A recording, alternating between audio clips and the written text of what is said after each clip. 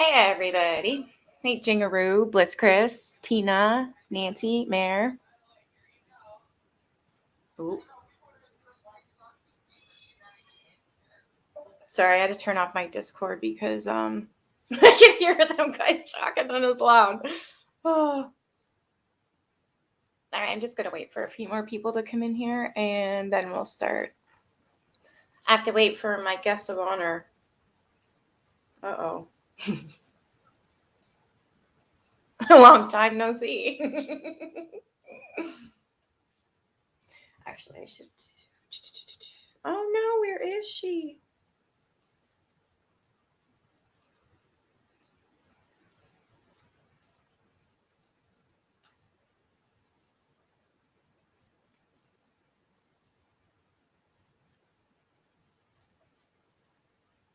Hi, Sherry.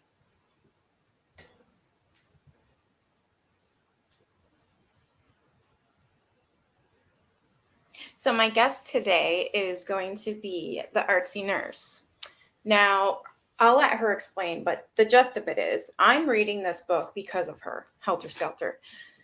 So the reason why I'm having her on is because her mom is the one of the ones that are in the book. Now, no, she wasn't like a cult follower or anything. She was you know what? I'm just gonna let her do it. I'll say she was a survivor and she was a victim. Hey, Jen. All right. She just needs a minute. All right, artsy nurse. I'll leave the link for you. Just a minute. So what I was gonna do is I'm just gonna act. Hey, Michelle. I was gonna actually because I don't know if all you guys have this book yet. So I'm thinking that you know what. You're not a stalker, Tina. I love having you here. All right. So what I was going to do, I discussed it with Nursey and we were like talking. I think what I should do is start reading, maybe just reading it to you guys, because not everybody does have the book. So I was thinking I'm just going to read a chapter at a time. Now, I'll warn you, they're very long. Oh, hi, Doom. Oh, no. Did you cancel? Oh, you must have. Well, thank you for being here. So that's what I was going to do. I was going to read a chapter at a time. They are long, so I might even have to read like half a chapter. We'll get to halfway, and then I'll ask you guys if we've had enough, and then we'll come back next week on Thursday and read the rest. So that's what I'll do every Thursday.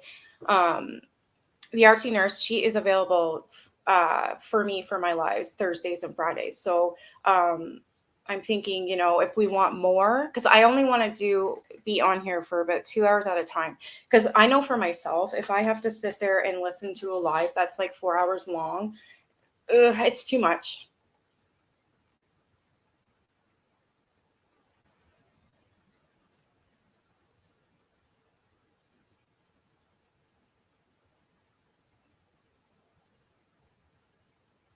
Thanks for retweeting that, Mr. Wolf. Such a sweetheart.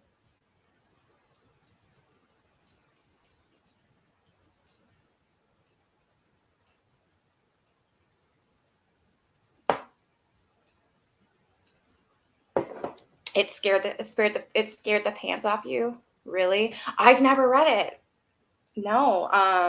The artsy nurse, she's my mod, and she's now Doom's mod too. And I've known her for a while, and she had sent me some. I believe it started off as an email, and then it was through Twitter, and she was telling me that her mother is actually involved in this story. I mean, I love doing stuff like this. I love true crime. That's just something I don't know why. I just always loved it. That and the paranormal. So it's going to be great having her on here. You read it when it first came out, Joe? Oh my God, you left me to go watch Psycho.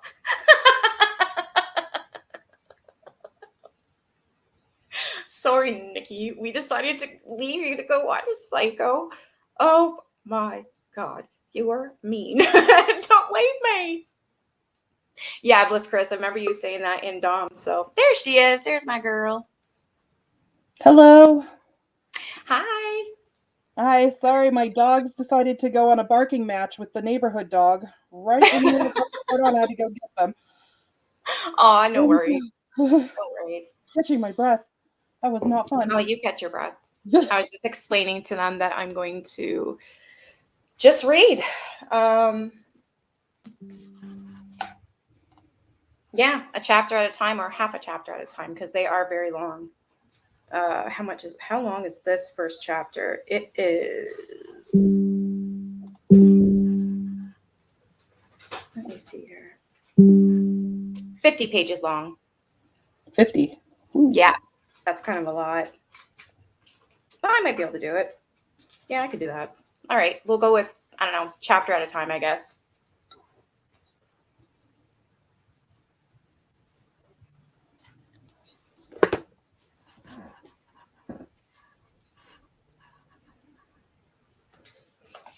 I was also saying that you were a daughter of one of the victims in the book.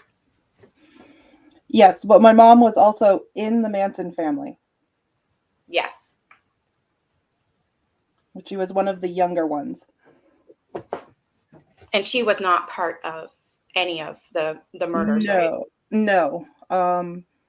She didn't find out about it until afterwards, till after they had happened. Wow. So yeah, she was a victim, and she also helped the prosecutor, correct? Yes, she testified against them. Yes. And also, you can say his name because I always butcher his last name. But the author of this book was also Bugliosi. Bugliosi. Okay, Bugliosi. Vincent Bugliosi.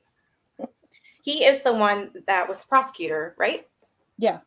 Okay.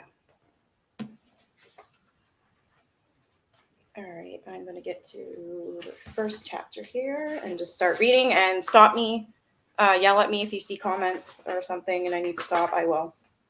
So I'm just thinking, I'm just going to read the first chapter. If you guys have questions, you're allowed to ask, absolutely. Thanks, Mary. Yes, it's free on YouTube as well. Part 1 and 2, they're both 8 hours long.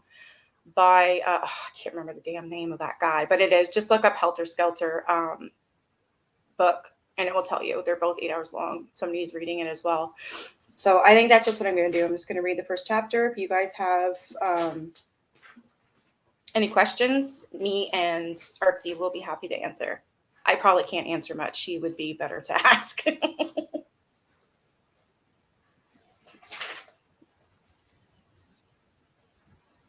Oh God, there's so much stuff. Cast of characters goes on and on and on. So I'm just not going to read that part. All right, I'm going to start. Saturday, August 9th, 1969. It was so quiet. One of the killers would later say, you could almost hear the sound of ice rattling in cocktail shakers in the homes way down the canyon. The canyons above Hollywood and Beverly Hills played tricks with sounds. A noise clearly audible a mile away, maybe indistinguishable at a few hundred feet. It was hot that night. Not as hot as the night before, when the temperature hadn't dropped below 92 degrees. The 3-day heat wave had begun to break a couple of hours before, about 10 p.m. on Friday, to the psychological as well as the physical relief of those Angelenos who recalled that on such a night, just 4 years ago, Watts had exploded in violence. Though the coastal fog was now rolling in from the Pacific Ocean, Los Angeles itself remained hot and muggy, sweltering in its own emissions, but here, high above most of the city, and usually even above the smog, it was at least 10 degrees cooler. Still, it remained warm enough so that many residents of the area slept in with their windows open in hopes of catching a vagrant breeze. All things considered, it's surprising that more people didn't hear something. But then it was late, just after midnight, and 150 Celio Drive was scheduled. Being secluded, it was also vulnerable. It's Celio. How do you say it? I don't want to butcher it. Mayor, or not Mayor. I mean, Mercedes. Is it Celio? Cielo. That's it. Cielo Drive is a narrow street that abruptly winds upward from Benedict Canyon Road. One of its cul-de-sacs, easily missed through directly opposite Bella Drive, comes to a dead end at the high gate of 150. Looking through the gate, you could see neither the main residence nor the guest house, some distance beyond it, but you could see toward the end of the paved parking area, a corner of the garage, and a little farther on, a split rail fence, which though it was only August, was strung with Christmas tree lights. The lights, which could be seen most of the way from the Sunset Strip, had been put up by actress Candice Bergen when she was living with the previous tenant of 10050 Celio Drive. I'm so gonna butcher that. Actually, the house Cielo. has been Cielo. I'm gonna keep butchering it. Cielo. Actually, that house has been torn down, Michelle. Yeah, I went It looking. has a they have a it's a huge house that's there now, but Yeah, like it's one of the, I want to say producers, but somebody from Full House now owns it. And I yeah, something like that. Yeah, you're right.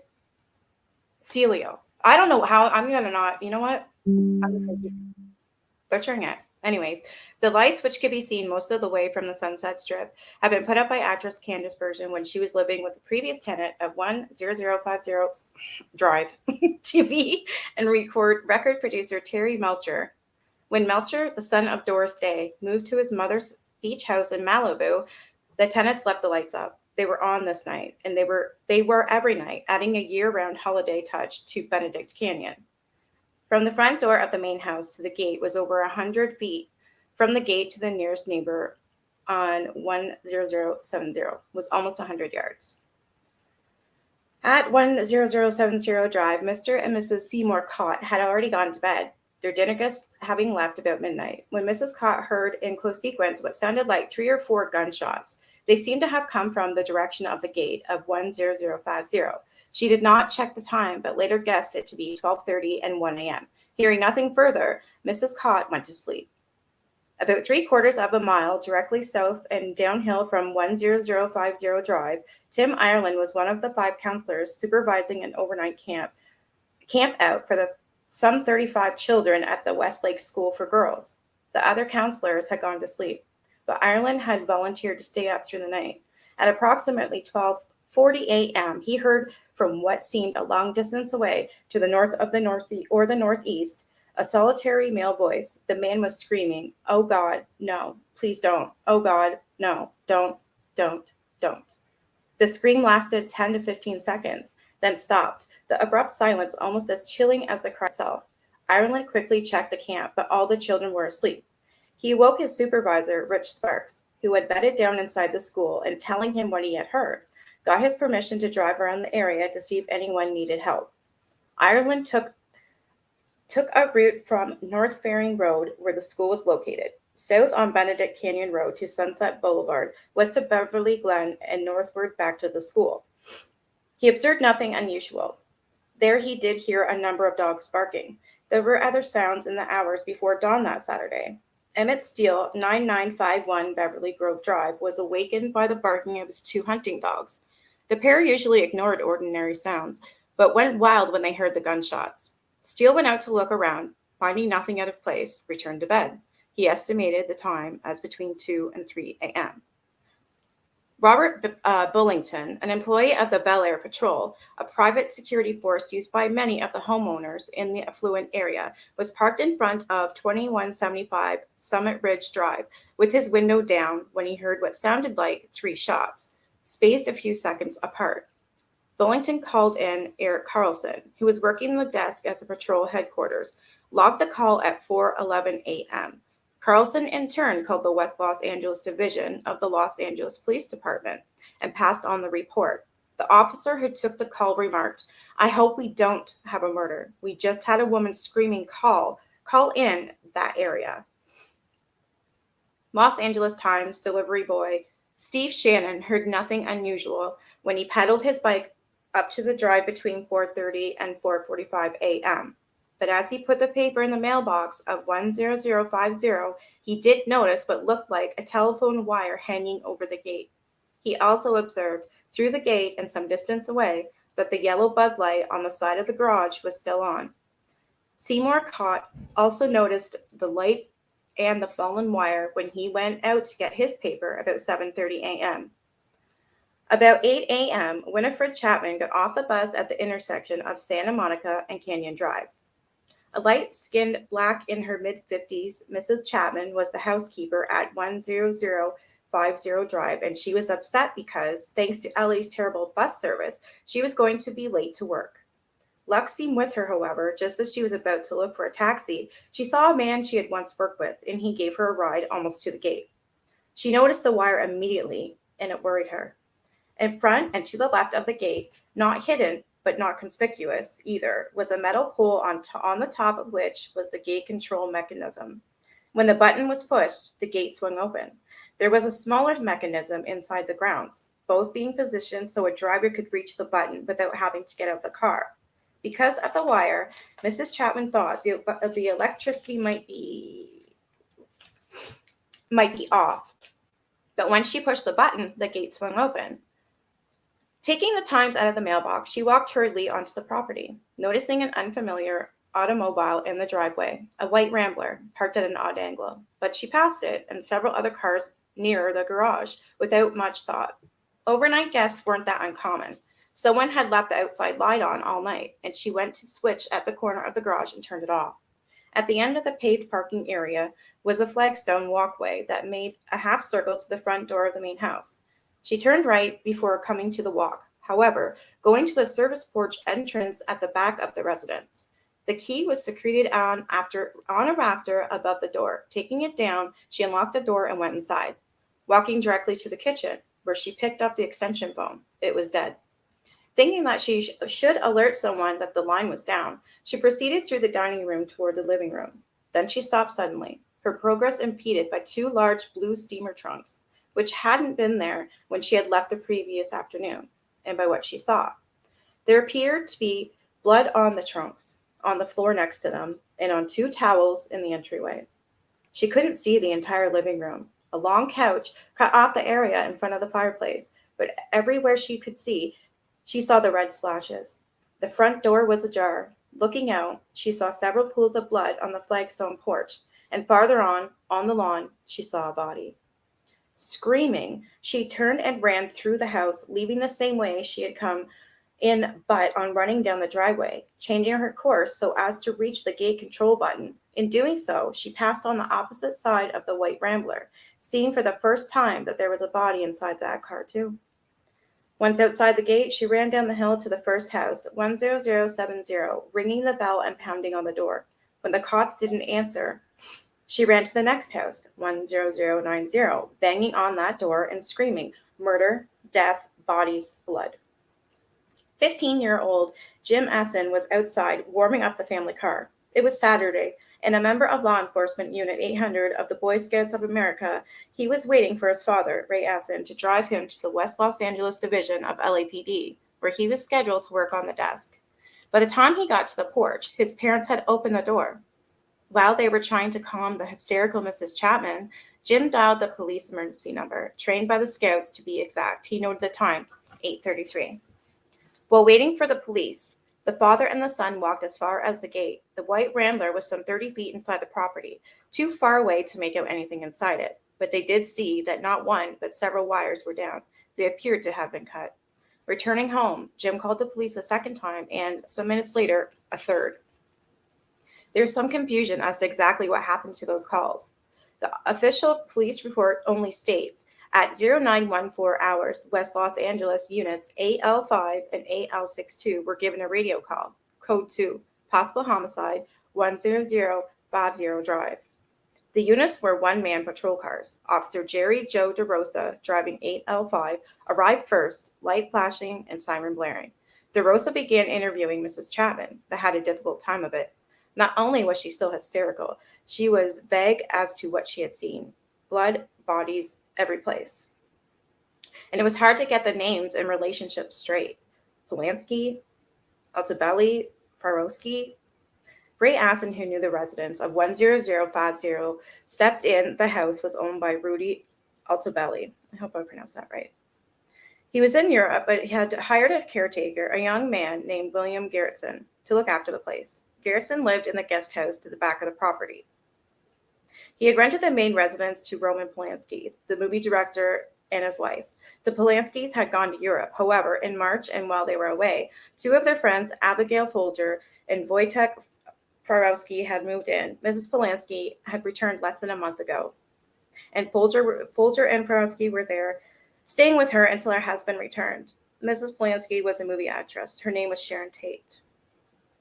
Then at the bottom, there's a star and it says, "The confusion extends to the arrival times of the units." Officer DeRosa would later testify he arrived about 9:05 a.m., which was before he supposedly received the code 2. Officer Weisenhunt, who came next, set the time of his arrival at between 9:15 and 9:25, while Officer Burbridge, who arrived after both men, testified he was there at 8:40. That doesn't even make sense. All right.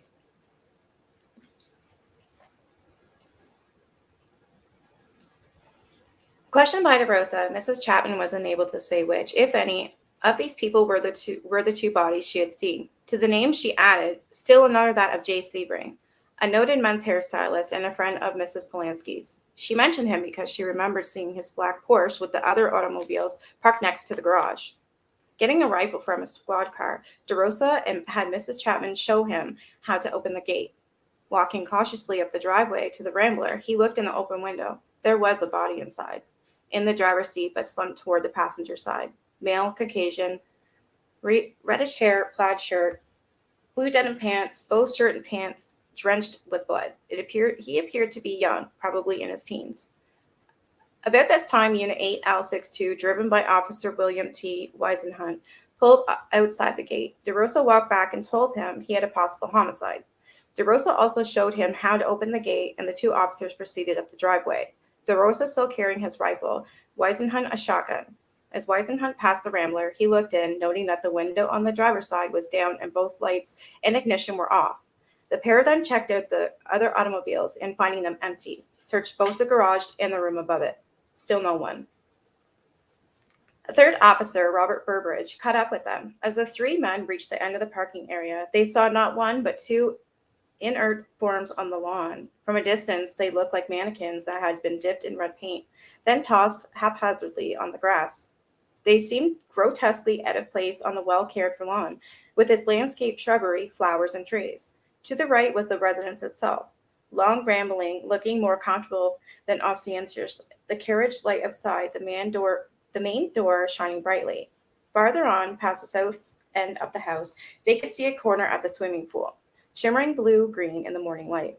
Off to the side was a rustic wishing well. To the left was a split rail fence, intertwined with the Christmas tree lights still on. And beyond the fence was a sweeping panoramic view that stretched all the way from downtown Los Angeles to the beach. Out there, life was still going on. Here, it had stopped. The first body was 18 to 20 feet past the front door of the residence. The closer they came, the worse it looked. Male Caucasian, probably in his 30s, about 5 feet 10, wearing short boots, multicolored bell bottoms, purple shirt, casual vest. He was lying on his side, his head resting on his right arm, his left hand clutching the grass. His head and face were horribly battered, his torso and limbs punctured by literally dozens of wounds. It seemed inconceivable that so much savagery would be inflicted on one human being. The second body was about 25 feet beyond the first.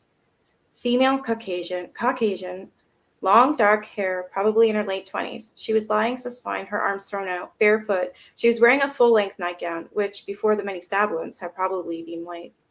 The stillness now got to the officers. Everything went quiet, too quiet. The serenity itself became menacing. Those windows along the front of the house behind any a killer could be waiting, watching.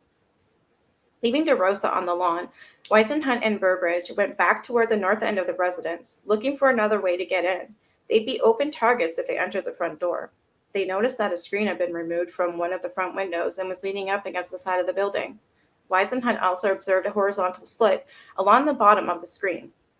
Suspecting this might have been where the killer or killers entered, they looked for another means of entry. They found a window open on the side. Looking in, they saw what appeared to be a newly painted room. Devoid of furniture, they climbed in. DeRosa waited until he saw them inside the house, then approached the front door.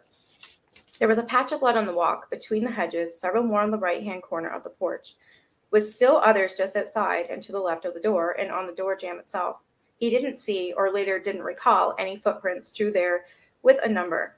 The door being open inward. DeRosa was on the porch before he noticed that something had been scrawled on its lower half.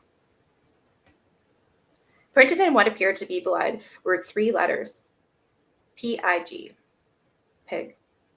Weisenhunt and Burbridge had finished checking out the kitchen and dining room when DeRosa entered the hallway.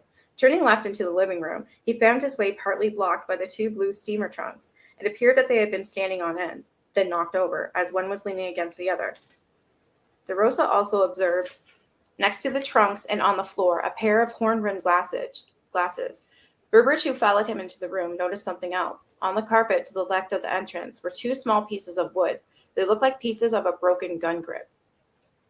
They had arrived expecting two bodies, but had found three. They were now looking not for more death, but for some explanation, a suspect, clues. The room was light and airy. Desk, chair, piano. Then something odd in the center of the room facing the fireplace was a long couch. Draped over the back was a huge American flag. Not until they were almost to the couch did they see what was on the other side. She was young, blonde, very pregnant. She lay on her left side, directly in front of the couch, her legs tucked up toward her stomach in a fetal position. She wore a flowered bra and a matching bikini panties, but the pattern was almost indistinguishable because of the blood, which looked as if it had been smeared over her entire body. A white nylon rope was looped around her neck twice, one end extending over a rafter in the ceiling, the other leading across the floor to still another body, that of a man, which was about 4 feet away. The rope was also looped twice around the man's neck, the loose end going under his body, then extending several feet above. A bloody towel covered his face, hiding his features. He was short, about 5'6", and was lying on his right side, his hands bunched up near his head as if still warding off blows. His clothing, blue shirt, white pants with black vertical stripes, white modish belt, black boots, was blood-drenched. None of the officers thought about checking either body for a pulse. As with the body in the car and the pair on the lawn, it was so obviously unnecessary. Although DeRosa, Weisenhunt, and Burbridge were patrolmen, not homicide detectives, each, at some time in the course of his duties, had seen death, but nothing like this. 10050 Drive was a human slaughterhouse. Shaken, the officers fanned out to search for the rest of the house.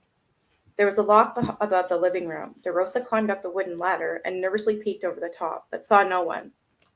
A hallway connecting the living room with the south end of the residence. There was blood in the hall in two places. To the left, just past one of the spots, was a bedroom, the door of which was open. The blankets and pillows were rumpled and clothing strewn about, as if someone, possibly the nightgown-clad woman on the lawn, had already undressed and gone to bed before the killer or killers appeared. Sitting on top the headboard of the bed, his legs hanging down, was a toy rabbit, ears cocked as if quizzically surveying the scene. There was no blood in this room, nor any evidence of a struggle. Across the hall was the master bedroom. Its door was also open, as were the lower doors at the far end of the room, beyond which could be seen the swimming pool. The bed was larger and neater, the white spread turned back to reveal a gaily flowered top sheet and a white bottom sheet with a gold geometric pattern. In the center of the bed, rather than across the top, were two pillows, dividing the side that had been slept on from the side that hadn't. Across the room, facing the bed, was a TV set, on each side of which was a handsome armoire. On top of one was a white bassinet. Cautiously adjoining doors were open. Dressing room, closet, bath, closet. Again, no signs of a struggle. The telephone on the nightstand next to the bed was on the hook. Nothing overturned or upset. However, there was blood on the inside left side of the Lord French door, suggesting that someone, again possibly the woman on the lawn, had run out this way, attempting to escape. Stepping outside, the officers were momentarily blinded by the glare from the pool. Asen had mentioned a guest house behind the main residence. They spotted it now, or rather the corner of it, some 60 feet to the southeast through the shrubbery. Approaching it quietly, they had heard the first sounds that they had heard since coming into the premises, the barking of a dog and a male voice saying, "Shh, be quiet." Weisenhunt went to the right, around the back of the house. DeRosa turned left, proceeding around the front, Burbridge following as backup. Stepping onto the screened-in porch, DeRosa could see in the living room, on a couch facing the front door, a youth of about 18. He was wearing pants but no shirt, and though he did not appear to be armed, this did not mean, DeRosa would later explain, that he didn't have a weapon nearby. Yelling freeze, DeRosa kicked in the front door. Startled, the boy looked up to see one. Then moments later, 3 guns pointing directly at him. Christopher Large Weeman, Christopher Alabetti's charged Weisenhunt chopping the end of a shotgun. Weisenhunt slammed the porch door on his head, then held him trapped there until the youth called him off. As to what happened, there are contrary versions. The youth, who identified himself as William Garrettson, the caretaker, would later state that the officers knocked him down, handcuffed him, yanked him to his feet, dragged him outside onto the lawn, then knocked him down again. DeRosa would later be asked, R.E. Garrettson, did he fall or stumble to the floor at any time? He may have. I don't recall whether he did or not. Did you direct him to lay on the ground outside? I directed him, yes. To lay on the ground, yes. Did you help him to the ground? No. He went down on his own. Garrettson kept asking, what's the matter? What's the matter? One of the officers replied, we'll show you. And pulling him to his feet, DeRosa and Burbridge escorted him back along the path toward the main house.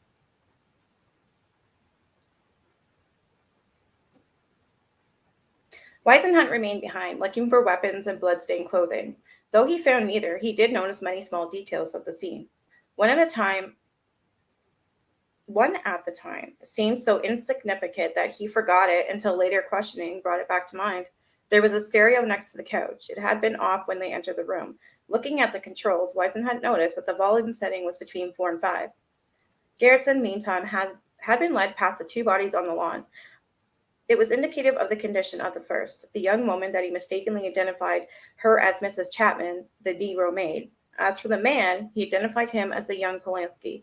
If, as Chapman and Aston had said, Polanski was in Europe, this made no sense. What the officers couldn't know was that Garrettson believed Wojtek to be Roman Polanski's younger brother.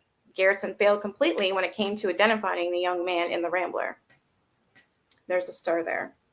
Why he failed to identify the youth, whom he did know, is unknown. A good guess would be that Garrettson was in shock. Also adding to his confusion, it was about this time that in looking toward the gate, he saw Winifred Chapman, whom he presumed dead, alive, and talking to a police officer. At some point, no one recalls exactly when, Garrettson was informed of his rights and told that he was under arrest for murder. Asked about his activities the previous night, he said that although he had remained up all night, writing letters and listening to records, he had neither heard nor seen anything. His highly unlikely alibi, his vague, unrealistic replies, and his confused identification of the bodies led the arresting officers to conclude that the suspect was lying. 5 murders, 4 of them probably occurring less than 100 feet away, and he had heard nothing? Escorting Garrettson down the driveway, DeRosa located the gate control mechanism on the pole inside the gate. He noticed that there was blood on the button. A logical inference was that someone, quite possibly the killer, had pressed the button to get out, in so doing, very likely leaving a fingerprint. Officer DeRosa, who was charged with securing and protecting the scene until investigating officers arrived, now pressed the button himself, successfully opening the gate but also creating a superimposure that obliterated any print that may have been there. Later, DeRosa would be questioned regarding this. Was there some reason why you placed your finger on the bloody button that operated the gate? So that I could go through the gate. And that was intentionally done. I had to get out of there. It was 9:40. DeRosa called in, reporting 5 deaths and a suspect in custody. While Burbridge remained behind at the residence, awaiting their arrival, the investigating officers, DeRosa and Weisenhunt, drove Garrett to the West Los Angeles police station for questioning. Another officer took Mrs. Chapman there also, but she was so hysterical she had to be driven to the UCLA Medical Center and given sedation.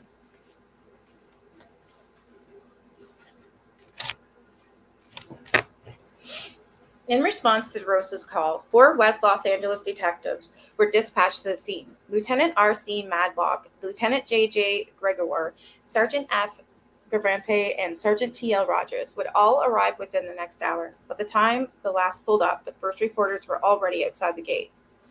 Monitoring the police radio bands, they had picked up the report of 5 deaths. It was hot and dry in Los Angeles, and fire was a constant concern, especially in the hills, where within minutes lives and property could vanish in an inferno. Someone apparently presumed the 5 people had been killed in a fire. Jay Sebring's name must have been mentioned in one of the police calls because a reporter phoned his residence and asked his butler, Amos Russell, if he knew anything about the deaths by fire. Russell called John Madden, president of Sebring International, and told him about the call. Madden was concerned neither he nor Sebring's secretary had heard from the hairstylist since late the previous afternoon. Madden placed a call to Sharon Tate's mother in San Francisco. Sharon's father, A colonel in Army intelligence was stationed at a nearby Fort Baker, and Mrs. Tate was visiting him. No, she hadn't heard from Sharon, or Jay, who was due in San Francisco sometime that same day. Prior to her marriage to Roman Polanski, Sharon Tate had lived with Jay Sebring. Though thrown over the Polish film director, Sebring had remained friends with Sharon's parents, as well as Sharon and Roman, and whenever he was in San Francisco, he usually called Colonel Tate. When Madden hung up, Mrs. Tate called Sharon's number. The phone rang and rang, but there was no answer. It was quiet inside the house. Though anyone who called got a ringing signal, the phones were still out. Officer Joe Granado, a forensic chemist with SID, the Scientific Investigation Division of LAPD, was already at work. Having arrived around 10 a.m., it was Granado's job to take samples from wherever they appeared to be blood. Usually on a murder case, Granado would be done in an hour or two. Not today. Not at 10050 Drive. Mrs. Tate called Sandy Tennant, a close friend of Sharon's and the wife of William Tennant, Roman Polanski's business manager. No, neither she nor Bill had heard from Sharon since late the previous afternoon. At that time, Sharon had said that she, Gibby, which is Abigail Folger, and Wojtek were staying in that night. Jay had said he'd be dropping over later, and she invited Sandy to join them. No party was planned, just a quiet evening at home. Sandy, just over the chicken pox, had declined. Like Mrs. Tate, she had tried to call Sharon that morning but had received no answer. Sandy assured Mrs. Tate that there was probably no connection between the report of the fire and 10050 Drive. However, just as soon as Mrs. Tate hung up, Sandy put in a call to her husband's tennis club and had him paged. It was important, she said.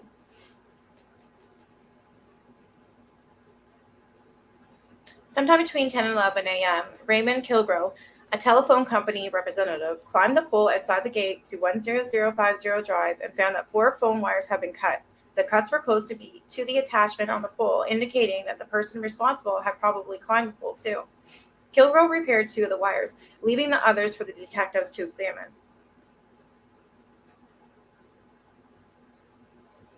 Police cars were arriving every few minutes now, and as more officers visited the scene, that scene changed. The horn-rimmed glasses, first observed by DeRosa, Weisenhunt, and Burbridge near the 2 trunks, had somehow moved 6 feet away to the top of the desk. 2 pieces of gun grip, first seen near the entryway, were now under a chair in the living room. As stated in the official LAPD report, they were apparently kicked under the chair by one of the original officers on the scene. However, no one is copping out. And there's a star here, and it says, since Granado, who arrived after DeRosa, Weisenhunt, and Burbridge, also saw them near the entryway, it would appear that the original officers weren't responsible. A 3rd piece of gun grip, smaller than the others, was later found on the front porch. And 1 or more officers tracked blood from inside the residence onto the front porch and walk, adding several more bloody footprints to those already there. In an attempt to identify and eliminate the later additions, it would be necessary to interview all personnel who had visited the scene after each if he had been wearing boots, shoes with smooth or rippled soles, and so on. Already it's sounding to me like it was botched, like they screwed this thing up entirely.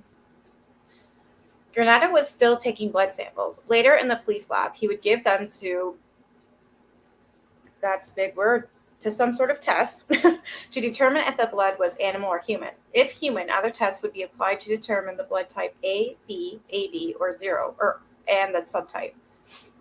There are some 30 blood subtypes. However, if the blood is already dry when the sample is taken, it is only possible to determine whether it is one of 3, MN or MN.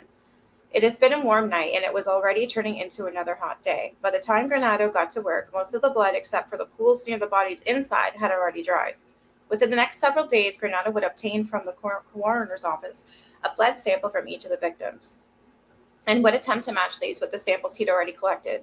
In an ordinary murder case, the presence of 2 blood types at the crime scene might indicate that the killer, as well as the victim, had been wounded. Information would be an important clue to the killer's identity. But this was no ordinary murder. Instead of 1 body, there were 5. There was so much blood, in fact, that Granado overlooked some spots. On the right side of the front porch, as approached from the walk, there were several large pools of blood. Granado took a sample from only 1 spot, presuming, he later said, all were the same. Just to the right of the porch, the shrubbery appeared broken, as if someone had fallen into the bushes.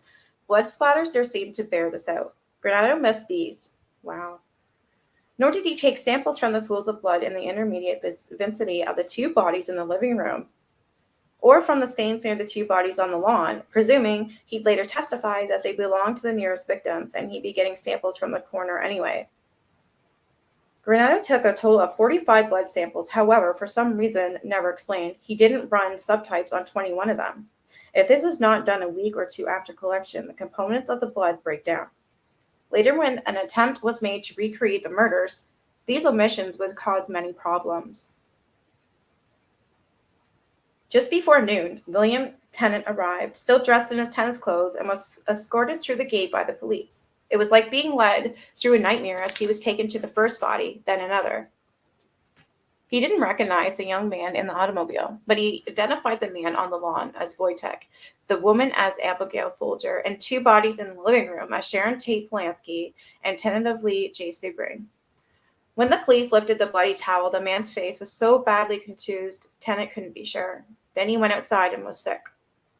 When the police photographer finished his work, another officer got sheets from the linen closet and covered the bodies. I agree, Brittany. It should have been 6. Beyond the gate, the reporters and photographers, now numbered in the dozens, were more arriving every few minutes.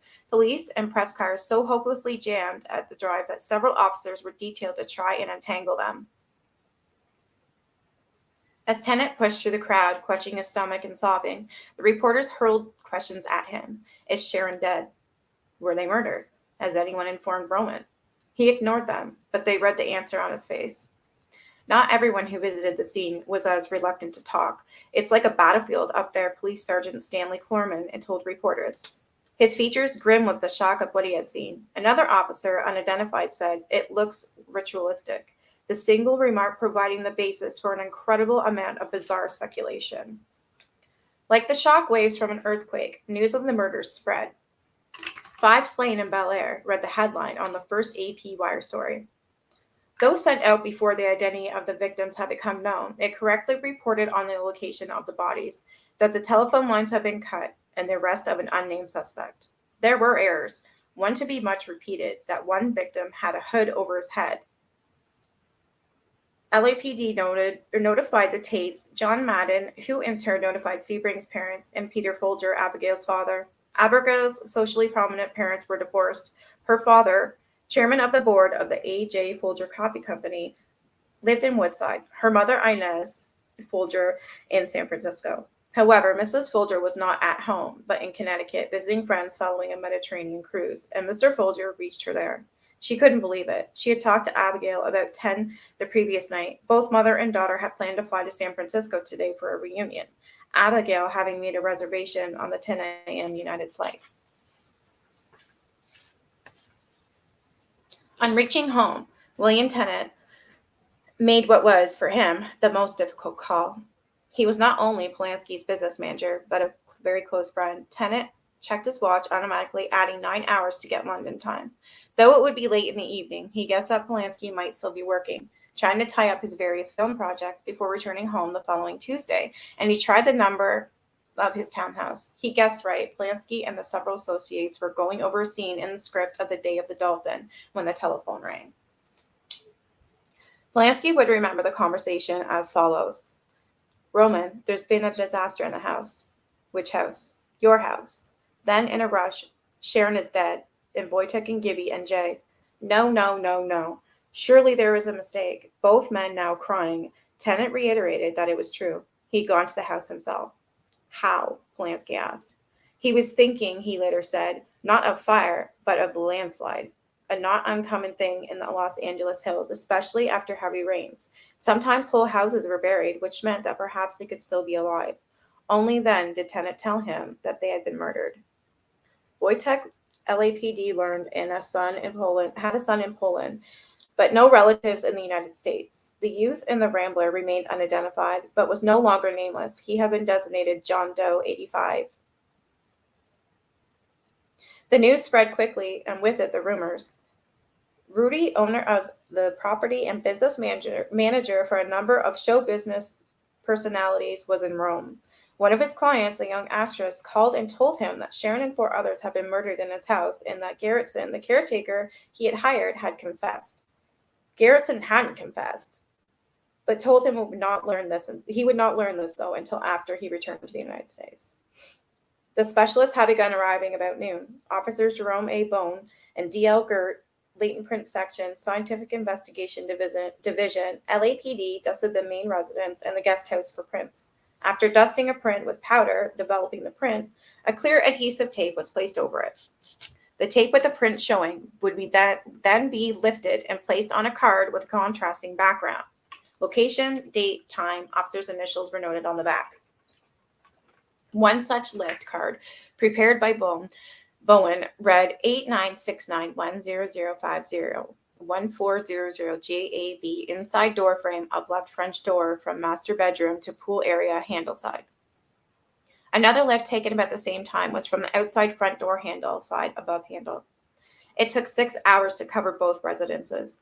Later that afternoon, the pair were joined by Officer D.E. Dorman and Wendell Clements, the latter a civilian fingerprint expert, who concentrated on the 4 vehicles. Contrary to popular opinion, a readable print is more rare than common. Many surfaces, such as clothing and fabrics, do not lend themselves to impressions. Even when the surface is such that it will take a print, one usually touches it with only a portion of the finger, leaving a fragmentary ridge which is useless for comparison. If the finger is moved, the result is an unreadable smudge. And, as Officer DeRosa demonstrated with the gate button, one print placed atop another creates a superimposure, also useless for the identification purposes. Thus, at any crime scene, the number of clear, readable prints with enough points for comparison is usually surprising at all. That baby would have been 53 years old. Oh my God. Not counting those prints later eliminated as belonging to LAPD personnel at the scene, a total of 50 lifts were taken from the residence, guest house, and vehicles at 10050 Drive. Of these, 7 were eliminated as belonging to William Garretson. All were from the guest house. None of Garretson's prints were found in the main house or on the vehicles. An additional 15 were eliminated as belonging to the victims, and 3 were not clear enough for comparison. This left a total of 25 unmatched latent prints, as of which might or might not belong to the killer or killers. It was 1:30 p.m. Before the first homicide, detectives arrived on verifying that the deaths were not accidental or self-inflicted. Lieutenant Madlock had requested that the investigation be reassigned to the Robbery Homicide Division. Lieutenant Robert J. Helter, supervisor of investigations, was placed in charge. He in turn assigned Sergeants Michael J. McGann and Jess Buckles to the case. McGann's regular partner, Sergeant Robert Culkins, was on vacation and would replace Buckles when he returned. 3 additional officers, Sergeants E. Henderson, Dudley Barney, and Danny Galindo, were to assist them. On being notified of the homicides, Los Angeles County Coroner Thomas asked the police to not touch the bodies until a representative of his office had examined them. Deputy Coroner John Finken arrived about 1:45, later to be joined by Noguchi himself. Finken made the official determination of death, took liver and environmental temperatures. By 2 p.m., it was 94 degrees on the lawn, 83 degrees inside the house, and severed the rope concentrating Tate and Sebring, positions of which were given to the detectives so that they could try to determine where it had been manufactured and sold. It was white, 3-strand nylon, its total length 43 feet 8 inches. Granado took blood samples from the rope but didn't take subtypes, again presuming. Wow. Finken also removed the personal property from the bodies of the victims. Sharon Tate Volansky, yellow metal wedding band, earrings. J. Sebring, Cartier wristwatch, and later determined to be worth in excess of $1,500.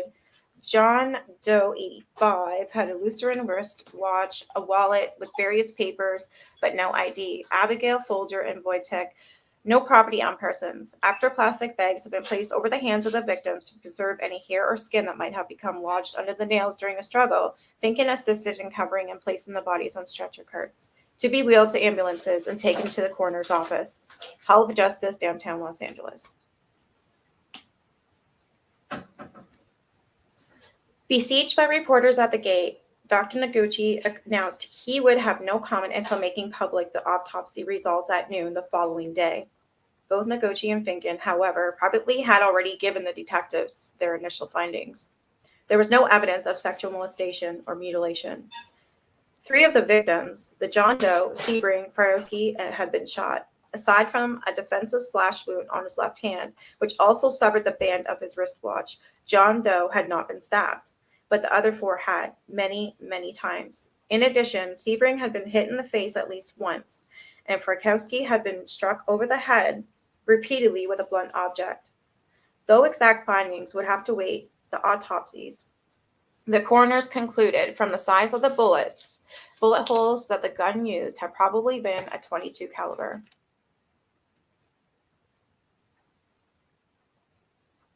The police had already suspected this. In searching the Rambler, Sergeant Varney had found 4 bullet fragments between the upholstery and the exterior metal of the door on the passenger side. Also found on the cushion of the rear seat was a part of a slug. Though all were too small for comparison purposes, they appeared to be .22 caliber. As the stab wounds, someone suggested that the wound pattern was not dissimilar to that made by a bayonet. In their official report, the detectives carried this a step further, concluding the knife that inflicted the stab wounds was probably a bayonet.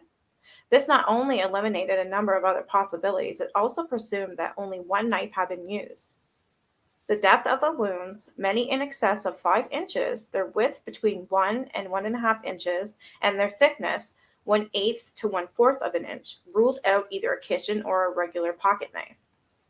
Coincidentally, the only 2 knives found in the house were a kitchen knife and a pocket knife. A steak knife had been found in the kitchen sink. Granado blood was a positive benzidine reaction indicating blood, but a negative indicating it was animal, not human. Bowen dusted it for prints, but got only fragmentary ridges. Mrs. Chapman later identified the knife as one of a set of steak knives that belonged to the Polanskis, and she located all the others in the drawer. But even before this, the police had eliminated it because of its dimensions, in particular its thickness. The stabbings were so savage that such a blade would have broken. Granada found the second knife in the living room, less than 3 feet from Sharon Tate's body. It was wedged between the cushion and one of the chairs with the blade sticking up.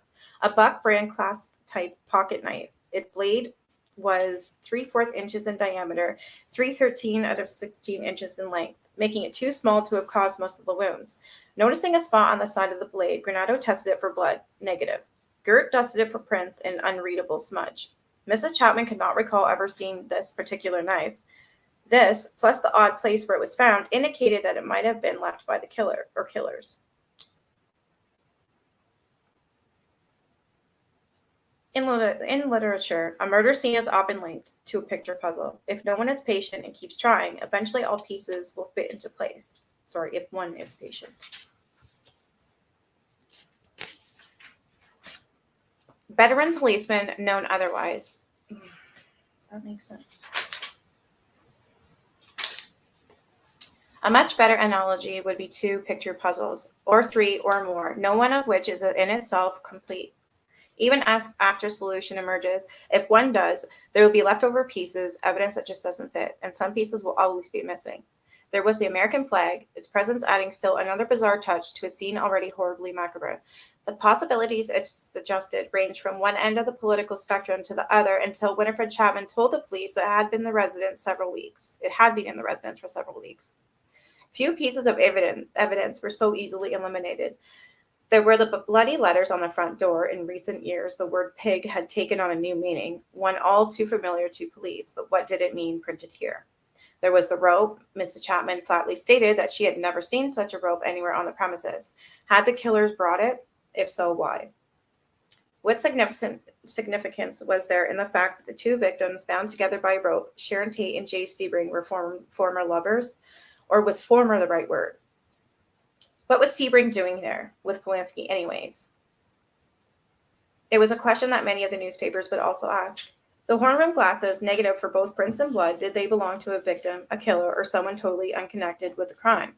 Or, with each question, the possibilities percolated that they had been left behind as a false clue.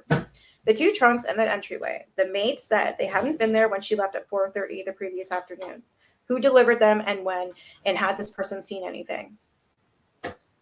Why would the killers go to the trouble of slitting and removing a screen when the other windows, those in the newly painted room that was to be the nursery for the Polanski's unborn child, were open and screenless? John Doe, 85, the youth and the Rambler. Chapman, Garretson, and Tennant had failed to identify him. Who was he and what was he doing at 10050 Drive? Had he witnessed the other murders, or had he been killed before they took place? If before, wouldn't others have heard the shots? On the seat next to him was a Sony AM/FM Digmatic clock radio. The time at which it had stopped was 12:15 a.m. Coincidence or significant? As for the time of the murders, the reports of gunshots and other sounds range from shortly after midnight to 4:10 a.m. Not all of the evidence was inconclusive. Some of the pieces fitted. No shell casings were found anywhere on the property, indicating that the gun was probably a revolver, which does not eject its spent shells, as contrasted to an automatic, which does. Placed together, the three pieces of black wood formed the right-hand side of a gun grip. The police therefore knew the gun they were looking for was probably a .22 caliber revolver that was minus a right grip. From the pieces, it might be possible to determine both make and model. There was human blood on all three pieces. Only one had enough for analysis. It tested OMN. Of the 5 victims, only Sebring had OMN, indicating that the butt of the revolver could have been the blunt object used to strike him in the face. The bloody letters on the front door tested OM. Again, only one of the victims had this blood subtype. The word pig had been printed in Sharon Tate's blood. There were 4 vehicles in the driveway, but one should have been there wasn't. Sharon Tate's red Ferrari. It was possible that the killer or killers had used the sports car to escape, and a want was broadcasted for it. It says want, but I'm assuming warrant. No, not a warrant for arrest. It wouldn't be a warrant. It says want, so that's not what they must have used back then. Exactly, Brittany. Yeah, he wanted to start a race war. Long after the bodies had been removed, the detectives remained on the scene looking for meaningful patterns. They found several which appeared significant. There were no indications of ransacking or robbery. McGann found Sebring's wallet in his jacket, which was hanging over the back of the chair in the living room. It contained $80. John Doe had $9 in his wallet. Furkowski had $2.44 in his wallet, $2.44 in his wallet and pants pocket. Folger had $9.64 in her purse. On the nightstand next to Sharon Tate's bed in plain view were a 10, a 5, and 3 ones. Obviously expensive items, a videotape machine, TV sets, stereo, Sebring's wristwatch. The Porsche had not been taken. Several days later, the police would bring Winifred Chapman back to 10050 Drive to see if she could determine if anything was missing. The only item she could locate was the camera tripod, which had been kept in the hall closet. These 5 incredibly savage murders were obviously not committed for a camera tripod. In all probability, it had been lent to someone or lost. While this didn't completely eliminate the possibility that the murders had occurred during a residential burglary, the victim surprising the burglars while at work, it certainly put it way down the list. Other discoveries provided a much more likely direction. A gram of cocaine was found in Sebring's Porsche, plus 6.3 grams of marijuana and a 2-inch roach, slang for a partially smoked marijuana cigarette. There were 6.9 grams of marijuana in a plastic bag in a cabinet in the living room of the main residence. In the nightstand in the bedroom used by Furkowski and Folger were 30 grams of hashish plus 10 capsules, which later analyzed proved to be a relatively new drug known as MDA. There was also marijuana residue in the ashtray on the stand next to Sharon Tate's bed, a marijuana cigarette on the desk near the front door, and 2 more in the guest house. Apparently overlooked by LAPD, this was discovered by Roman Polanski when he visited the residence on August 17th. Holy. Had a drug party been in progress and one of the participants freaking out and slaying everyone there? The police put this at the top of their list of possible reasons for the murders. Though well aware, this theory had several weaknesses, chief among them in the presumption that there was a single killer wielding a gun in one hand and a bayonet in the other, at the time carrying 43 feet of rope, all of which, conveniently, he just happened to bring along. Also, there were the wires. If they had been cut before the murders, this indicated premeditation, not a spontaneous flare-up. If cut after, why? Or could the murders have been the result of a drug burn, the killer or killers arriving to make a delivery or buy, an argument over money or bad drugs erupting into violence? This was the second and in many ways the most likely of the 5 theories the detectives would list in their first investigative report. The third theory was a variation of the second, the killer or killers deciding to keep both the money and the drugs. The fourth was the residential burglary theory. The fifth, that these were Deaths by hire, the killer or killers being sent to the house to eliminate one or more of the victims, then in order to escape identification, finding it necessary to kill all. But would a hired killer choose as one of the weapons something as large, conspicuous, and unwieldy as a bayonet? And would he keep stabbing and stabbing and stabbing in a mad frenzy, as so obviously had been done in this case? The drug theory seemed to make the most sense. In the investigation that followed, as the police interviewed acquaintances of the victims and the victims' habits and lifestyles emerged into clear focus, the possibility that drugs were in some way linked to the motive became in some minds such a certainty that when given a clue which could have solved the case, they refused to even consider it. The police were not only the ones to think of drugs. On hearing of the deaths, actor Steve McQueen, longtime friend of Jay Sebring, suggested that the hairstylist's home should be rid of narcotics to protect his family and business. Though McQueen did not himself participate in the house cleaning, by the time LAPD got around to searching Sebring's residence, anything embarrassing had been removed. Others developed instant paranoia. No one was sure who the police would question or when.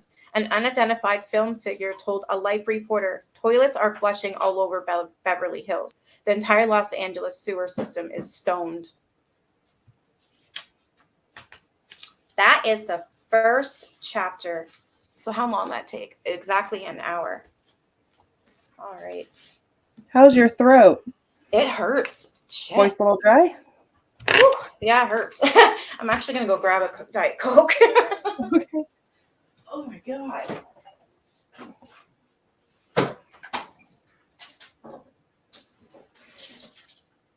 There's a lot of things in there, see, that I didn't know. All of LA Like is the bullshit with the cops. Yeah. Oh, so they literally butchered that whole crime scene. Who opens the gate when there's already a bloody thumbprint there? Yeah. I mean, oh, I must go. Thanks all. Okay, bye, Sands. I'm glad you were here and got to enjoy a little bit. Oh, Joe's going too. Oh, you're way behind, honey. All right, I'll see you later.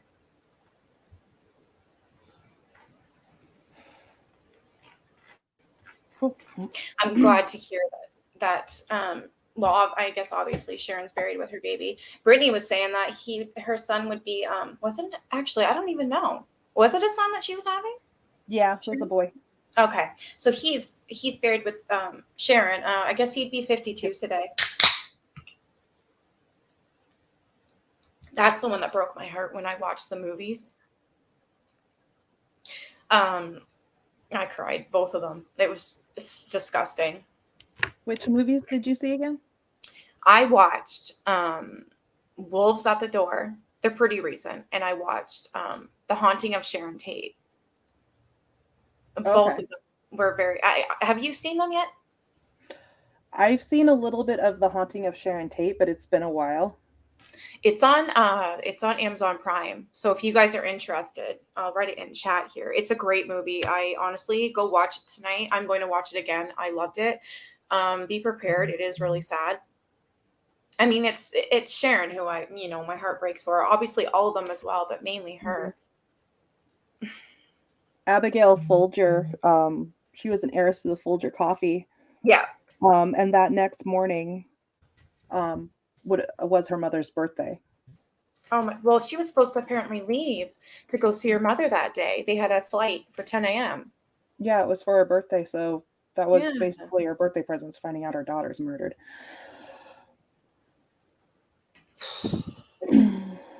I don't know if you guys heard me, but I was constantly going, wow, and just because I can't believe the stupidity of these police officers. I'm not a cop, and even I know not to do the things that they did. They didn't even test all the blood. How could you not? You can't just assume. Wow. It's amazing how far the testing and stuff has advanced. They can only do blood types and stuff back then, barely. Yeah. I didn't even know there was a blood type that was M or MN. I don't even know what that is. Mm-mm. And same with this bayonet. And they assume literally, so somebody's going around with a 22 and a bayonet and a rope, and there's one killer, and that's what they're doing, and it's about drugs. What? that was, I think probably for, I guess if you wanted to have a chuckle, like what Brittany said here, what I, the last part of it when everyone in Los Angeles area was stoned because everybody flushed everything because they were scared the police were coming to their door. Yeah.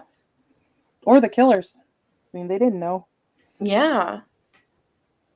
Oh my God, I want to read the whole book. I'm going to wait though. I'm going to read it every week. Unless, do you guys have any questions? I mean, pick her brain. The artsy nurse, like I said, her mom is in this book. If you guys have questions, she's gonna tell her story though. When we read all of this book, she's gonna tell her story, her mom's story, her story. Yeah, I'm not going to say who my mom was just yet. No, don't say anything or your real name. No. I will go ahead and say what my mom was doing Great. when this was going on. So when my mom was living with the Manson family, she was 17. There were a few other girls there as well that were minors. Wow.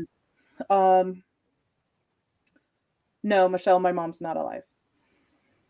I don't want to use the word protected, but the minors, they weren't quite in the center core of planning the murders and starting the race war. She knew about Helter Skelter. Okay. But she kind of figured, these people are a little bit older than me. They just know something I don't, and just kind of left it at that. And it's so during that month, Spawn's Ranch, where they were living, was this old movie ranch. This really old guy that some of the girls were used to kind of keep happy. It was really, it's gross. But my mom lived there. Was it really big? It's actually not as big as it looks in pictures. Oh, okay. And there's no lake. There's a river, but there's no lake. If you watch like Helter Skelter, the movie, it's like all this land surrounded, by this lake. It's not like that. It's not that big. Okay. Yeah, because it does look really big. Yeah, in the weeks leading up to it, they're collecting guns and ammo and cars. They're preparing for Helter Skelter. Oh my And God. they're expecting to be raided as well, because they are on the police's radar. So my mom, being a minor, her and the minor people are kept way in the back. Yeah. And what happened was Susan Atkins got on the phone and called my mom and had her bring 3 sets of dark clothes to the front. Wow. Didn't tell what they were for. But my mom was like, okay. And she's bringing the clothes. And Manson sees my mom at the front, yells at her, "What are you doing up here? You're supposed to be in the back." So she tells him, "Susan Atkins told me to bring up some clothing." He said, "It's too late. They've already left." And so wow. I went back, and she was asleep when this was going on. Yeah, I remember that part in one of the movies, I think. Something like that. Because they all didn't go at the same time, right? For both the first murders. It was kind of different people each time. Well, Tex was always there, right? Yeah. Patricia Krenwinkel was there for both. Okay. It burned down the ranch in the 70s? Yeah. Was it arson? I would imagine. Was it arson, you know? Not 100%. Yeah. I'm thinking probably because just the memories. Nobody wants it, right? Yeah. I'm sorry, not Patricia Krenwinkel. Susan Atkins was there for both. Susan Atkins was there for both of them. The Tate and LaBianca? Mm-hmm. Oh, okay. You think it was electrical? All right. Mm-hmm. Someone asked, how was your mom to you? How was my mom to me?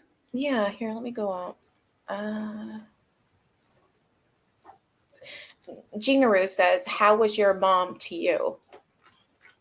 I'm assuming maybe Because she was involved with Manson, right? Maybe she just wants to know if she was a good mom. I'm assuming yes.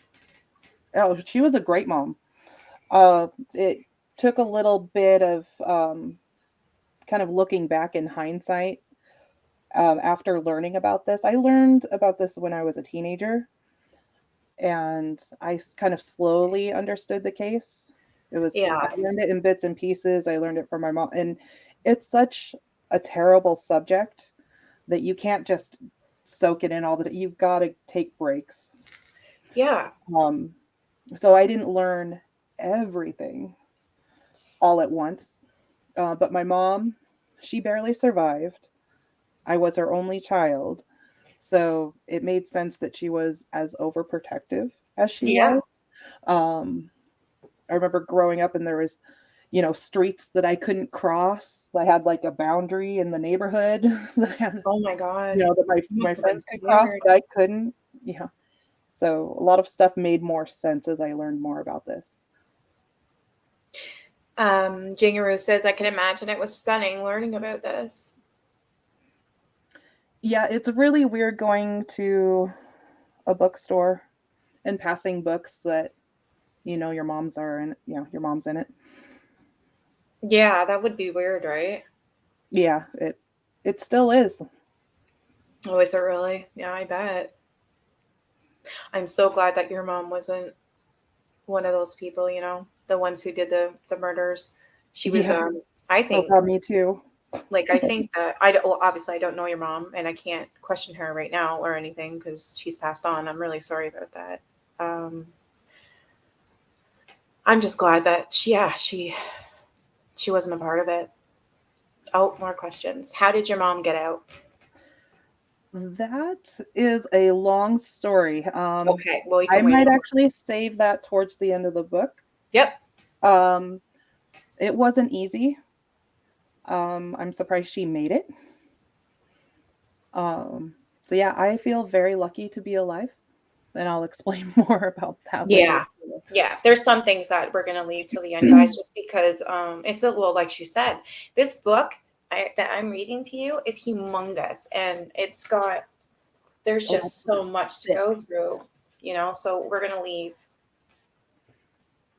artsy nurse's story till the end. That way we can, obviously you guys can ask whatever you want.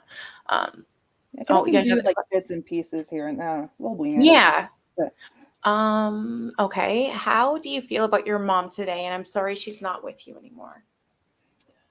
I feel very proud to be her daughter. She testified against them when she was 18. This happened when she was 17. And I remember being 17 or 18, and I couldn't imagine having to go through that. No, Charles Manson was very scary. He was he's very still. scary to many adults, and he still is to a lot of people. So I can't imagine facing him in real life as a kid. No. No, and that's what she Mm. was a kid. I couldn't imagine that either, knowing, I mean, being in that courtroom and knowing what she's testifying against and what he did and all those people did. I'd be terrified. I think I'd run a line, to be honest. Yeah, and I will say this, a lot of the reasons why this case kind of shook, you know, how to say this, why it put a lot of fear into people is that Yeah. a lot of the killers seem to have come from normal families. You had some that were valedictorians, you had some that sang in the choir, and these were the people that turned out to be the killers. Um, I don't want to, sorry, I'm trying to think of how to say this. I It's don't want to cause pain to any of even the killers' families because yeah. they didn't do anything wrong. No. But a lot of people were running away from home in the 60s. Yeah. A lot of people were living in communes. There were hundreds of them. And when my mom joined, they weren't killers. They were, it was just a commune. Yeah. Almost like a cult, but not. It's just, wasn't it like somewhere for misfits to go runaways and be a family and, smoke some weed and do some LSD or whatever and just Yeah, something like that? It But was all supposed to be those a thing. people, including my mother, did kind of have a reason to not be home. I don't Yeah. want to like give in like details, but they had their own reasons. Yeah, Yeah. yeah, exactly. A safe haven.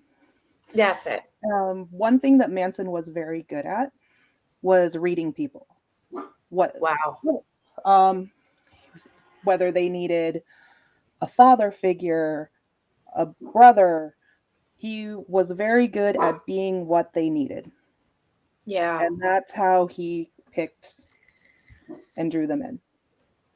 Yeah, I believe that just from even watching movies, that's how he always appeared. Almost godlike to them, right? Yeah, he was pretty much forming his own religion, and they did do drugs.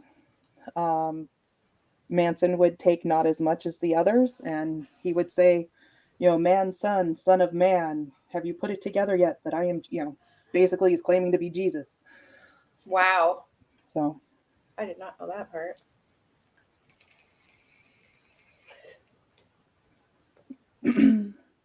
Thanks, Mara, for posting all that stuff. yeah, I think the audiobook that Maris posting, it wasn't the one who was saying that this book is a phony or Bullcrap. fake or Yeah, he said it was bullcrap. But I don't know if he nitpicks in the about this book. I know he reads it, but I'm not sure if he gives his input. I don't know because I haven't watched it. But literally, there's two parts, and they're both 8 hours long. Like it's a big book, you know.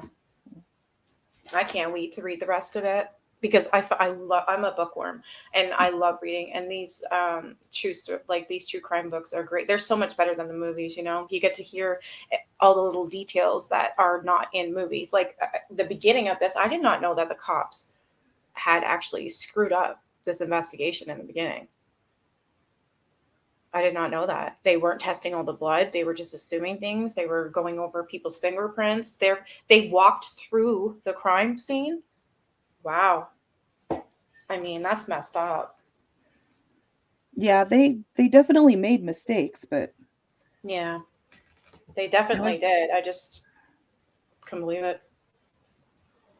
but they were able to get a conviction, thank God, including of Manson, and Yeah. that one would have been tough without the Helter Skelter theory. Yeah. Because Manson, wow, I can't talk. Manson wasn't physically there, but because of the control he had, he was just as responsible. Absolutely. And I think more dangerous actually because for him to have that much control over people and make them commit murder. I mean, that's insane. And then I don't know if you can touch on this yet, but I was didn't he tell them somehow some way tell the girls to shave their heads as well? I don't know. I don't. Hmm. Cuz I know I they did, or know maybe they did because he did. I thought he during was the trial, yeah, they followed suit. Yeah. You're talking about during the trial? Yeah. Okay, yeah. Manson shaved his head and then he put an X on his forehead because he was Xing himself from the world, and then he turned it into a swastika. Oh my god. Um, One of the things that like Manson would do is he would stand in front of, a follower, whoever it was, and would like hold his hands up, and he would move his hands and the person would have to copy. Wow. And so he had been training, follow everything that I do, copy everything that I say. Yeah.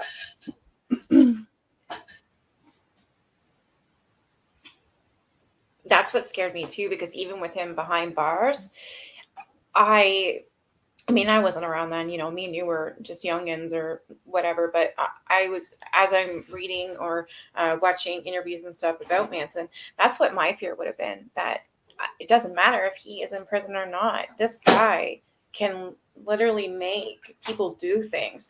I would have been terrified in that era of what he's going to make these women or his so-called family do next. Right. And they would have kept going. Yeah, that's crazy. M has a question for you, and they say if this is too personal, you do not have to answer. Have you had to get any therapy from learning about your mom? No, I No, haven't. neither all. Okay. I could see needing it, and in Yeah, hindsight, well, that's probably why they probably asked. Yeah. should. Um, when you have a parent that like barely escaped death, there's a couple ways you can kind of go with that with your mind. It's I'm supposed to be alive. I'm untouchable. Watch me go do stupid shit. And that's pretty much me in my 20s. Me Or too. it could be like, oh my gosh, what if it was a fluke and I'm really supposed to be dead? And it's you can really and and I think this is why a lot of people that are involved in crimes like this don't always turn out that great, or they turn to drugs to kind of numb it. Is there are a lot of ways that you could take this mentally, that I think therapy is a great idea. Yes. Yeah, I do too. I'm surprised you didn't have any. Did your mom, if you don't mind me asking, did she have to have some? Not related to this, no. Well, she might have. We did do like I remember doing like group therapy stuff with like families. Oh, okay. So there Um, was some sort of therapy, I guess you could but say. it wasn't talking about anything related to that. Ah, gotcha. Did It your was mom, more I'm sorry if you don't want to, you don't have to answer if you don't want to, but as you were saying about drugs and stuff, did your mom ever have an issue an issue with with drugs. any alcohol or drugs or anything like that? No. Wow. That's great. Wow, that's actually really good. Wow. I mean, I think I would. I'd probably be a full-blown alcoholic, a druggie, I think I would just because of just to deal. I can imagine what she had to deal with. She was overweight, and Okay. when she was and I do think there was a little bit of, kind of using food. Ah, okay. Um but yeah, she had depression and she got help for that. I mean, you don't escape that totally, No, there's no way. without there's So she, instead of turning to drugs and alcohol, she used food and then had depression. I a can little, definitely yeah. understand that.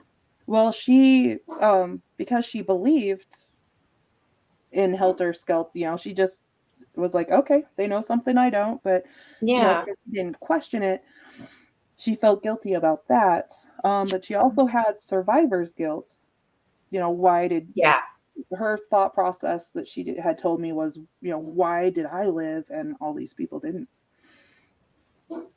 That's a hard thing to live through too. I completely agree. I've heard of people who do survive things like this. They really do have survivor's guilt and it almost kills them because they Yeah, don't understand, right?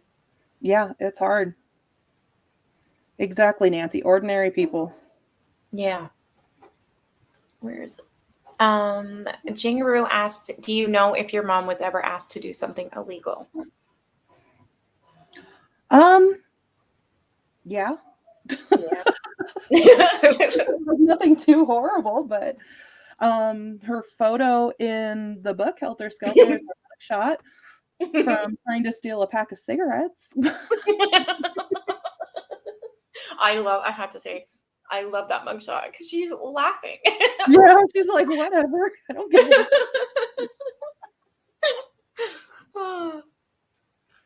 Charles had, yes, he had Yeah, kids. he does. He had a lot of kids. Yeah. Oh, a lot? I thought he only had a Yeah. son. He Shit. Yeah, he had a few, and I Oh, think wow. there are some that had been adopted out and don't know. Oh, good. There are some kids that suspect and look a lot like him and make YouTube videos and think that that's just an awesome thing to possibly be his son. Congrats to them. I don't follow that thought, but Uh, yeah. wow. Yeah, there's a few. Not quite sure how many. I don't know if that's known. No, I don't know. I probably have to Google that, but I think there from what I had read there was a son and the son knew. And I think they visited him while he was in prison. I think I could be wrong. Yeah, that sounds familiar because I remember Yeah, like reading they something about were like after he knowledgeable. died, who got his ashes or Yes, he got his ashes. Yeah, I read something like that a long time ago. I'm sorry, Em. They say therapy works for various things. Like my mom got hit by hit by an airplane while she was driving on the highway in a caravan. She went to therapy for that. I can imagine, absolutely. Nancy Yeah, says, I had a friend I went to school with did that very thing. She lived in a community for a bit. Wow. A lot of people need therapy, for stuff like that. That's crazy. Sorry about that, you guys. there wasn't any BC. What's BC? Being Well, passed. because being passed around at the ranch. Do you know what happened to the commune after Charles was arrested? Like, did they all leave the ranch once he was arrested? So you have Spawn's Ranch that is kind of nearby. A few weeks later, they all went to, and this was before the arrest, they all Yeah. went to Barker Ranch, which is in Death Valley, way out in the middle of nowhere, because they thought that the race war was coming down, and they were going towards a bottomless pit. And so they were kind of out hiding, waiting for that to happen. After the arrests, there was one follower named Squeaky Uh who huh. was kind of like the substitute leader, I guess you could call her, the number two, the that ran for a bit. A lot of the followers shaved their heads outside of the courtroom and waited for him to be released. I don't know where a whole lot of them ended up, but I No, me think it neither. just kind of scattered. There are still people that followed him. I know Squeaky was one that stayed at the Barker Ranch and kept it going for a while. Wow. From one of the movies, the movies are movies though, so I don't know if it's true, but I was seeing that once he got arrested, all the police came in and arrested pretty much everybody at that ranch, or tried to Yeah. arrest everybody at that ranch or something. Is there any truth to that? Oh yeah. They Oh were wow. raided. He was hiding in a cupboard at one time. And they just saw like hair poking out. Opened the cupboard and he falls out and he said something along those of remind me not to try that again because I guess it was kind of uncomfortable. Um, Wow. they were raided a few times. Oh really? Okay, I thought it was just that near the end.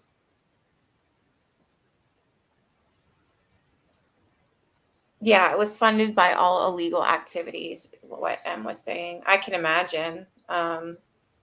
Spawn's Movie Ranch really was an old movie ranch. They did make movies there. It was owned by George Spawn. Okay. I mean, makes sense. Orange Movie Ranch, but or Spawn's Movie Ranch. But they kind of moved in and took over, and in exchange for a couple of the girls keeping this old man happy, and Yeah, that was in one of the movies too. So that is true. that Wow. is true. And they helped keep the ranch up, did like Oh my horse god. tours, and in exchange for living there. Wow. Ew. Yeah, you know, Was it a Stockholm syndrome? Nancy's asking. was it a I stop? haven't heard that it was. I just maybe. I mean, partially. Um, not really. Usually with Stockholms, oh, like that, like Patty Hearst. No, I'm no, it wasn't because the people that were there voluntarily. They chose to live there.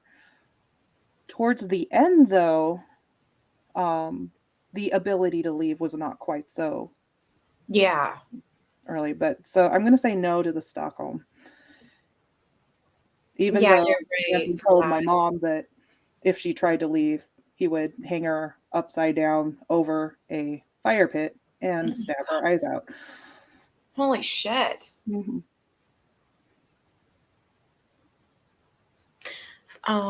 Who's Patty Hearst?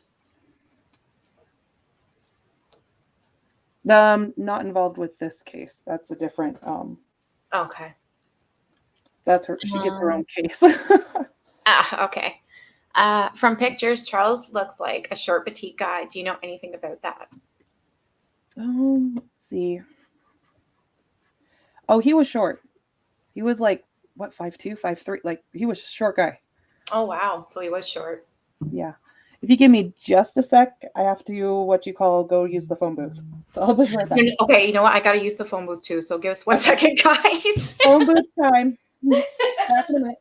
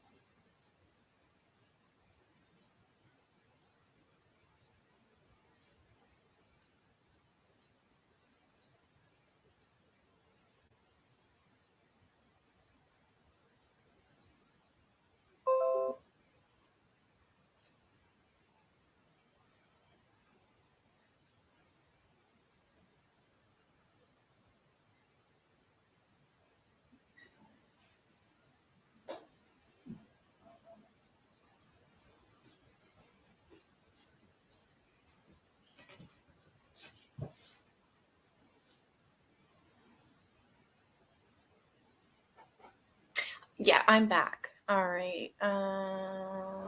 Okay, I'll ask her that next, Jingaroo. Let me see. It was Squeaky taking care of that George guy.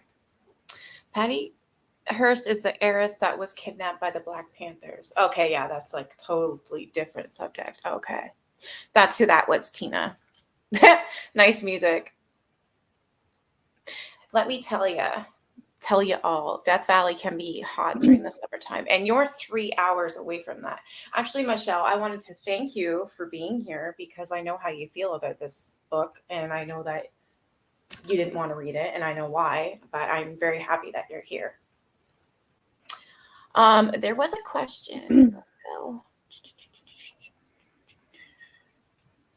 Jingro wants to know if Charles was bisexual.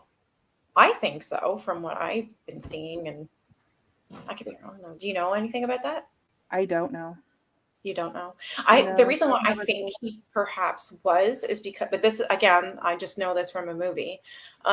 He was in the movie, and they were all on LSD, and they were all doing the do with each other. There was men, there was women, they were all over each other. So that's why I assumed, love is love when it came to that group. Maybe, but yeah, I don't know one way or another. Yeah, me neither.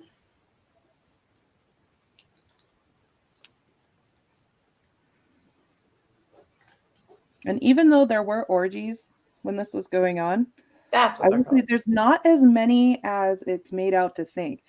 My mom only knew of two that Yeah. happened while she was there, and she didn't find out about them until probably a few days after they actually happened. She How long wasn't was there your very mom long. there? Sorry, go ahead. Oh, go ahead. No, go ahead. How long was your mom there? Do you know? She wasn't there very long. She was Okay. April of 69 until sometime in September was when she managed to get away. Okay, And so she the was there for. murders happened that August. Yeah. Somebody also had asked a question as well. Oh shoot. Something about you being pregnant, or not you, your mom being pregnant with you. Crap. I'm gonna have to go back and look. I went to the phone booth. Okay. Where was your mom at when she became pregnant with you? I wasn't born until the 80s, so this was Yeah. long gone and over. Yeah. Nope. Same. I know who my dad was. It has nothing crazy like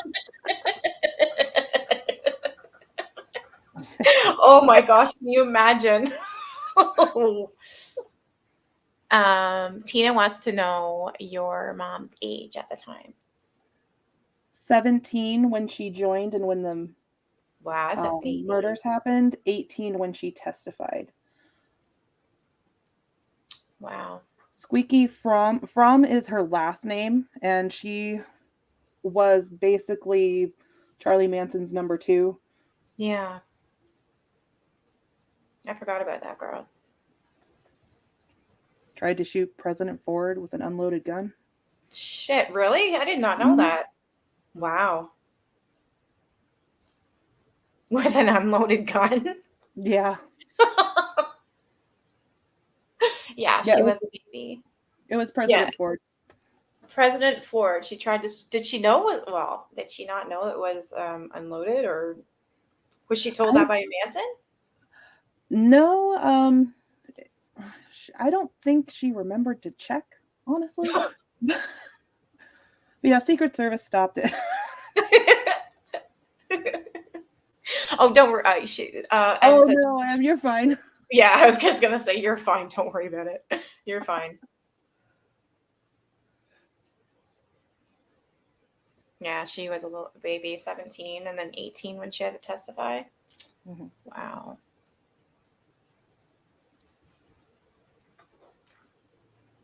Yes, yeah, thank God I was born way after this happened. Yeah, I you're an can't thing. imagine what any of those kids who were actually there went through, I know. just knowing later, obviously, way Yeah, later. because they wouldn't know at the time. They're just babies, right? Mhm. I mean, and then when they figured out where they were and what was going on, I mean, wow. It's a big piece of history, though. This case and what happened. Yeah, the old, court location where they had this there's a memorial or not memorial, I can't talk. Memorial? Now I Yeah. can't. Holy cow. That's why I Um, said just drive instead of I said 100 blah blah blah drive. I still can't say it. It's not Celio. No. Cielo, like sea CLO. You know what? jello, I'm but gonna without the J. spell it out. This is ridiculous. CLO. There. I spelled it out and I won't forget. I noticed you skipping over the ones. I had to. I cannot get it in my brain. How old were you when you found out all of this? 15. 15? 15. 15. And then you went Yeah. and did well, I don't think you would be able to do Google back then, but you probably went to the library, I'm assuming, right? Yep. Honestly, so would I. I would just be so curious. Yeah, we were on a vacation, a road trip over to my aunt's house, and that's when my mom decided to sit down and all seriousness tell me. And all I really got from that conversation was that she was in these books that she had on the table. And I looked at her, I was like, "You're in those books?" And she's like, yeah. And I just busted up laughing. What is so funny? I was like, I mean, you're not famous. You're such a nerd, is what I said.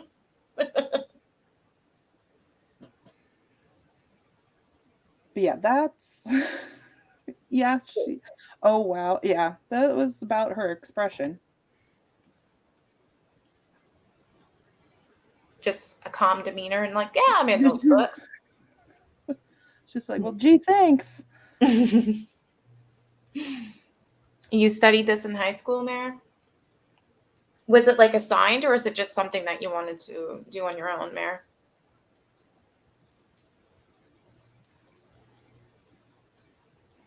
Phone booth. Doctor, no. Phone booth. Or is that sewerman? What? No, we're our phone. When we say we're going to the phone booth, we're literally going to the potty. Pee break. We had to pee. Yes, we did. I had a lot of tea and my throat's killing me, so I was chugging that pop. It was assigned for English. I wish it was assigned for me. I ended up choosing my own book for English. It was for a book report, and I chose the Amityville Horror. Everybody else was like, well, what was it called? Yes, no diapers damaged. Yeah, we don't do diapers here. No, we're not KJ. Yeah, I learned about this case very slowly. Being a teenager, you've got this book. First thing you're going to do is you're going to look at the pictures. So I looked at Yeah. and then of course I looked at my mom. But it probably took me 2, maybe 3 years to fully read this book from start to finish. I've Wow. heard my mom talk about it. I'd ask questions. but I learned it in layers.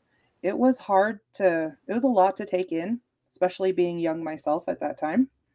Yeah. And that's when you start to realize, any true crime cases that you watch about or read about, it doesn't end. The effects of it don't end when the show's over.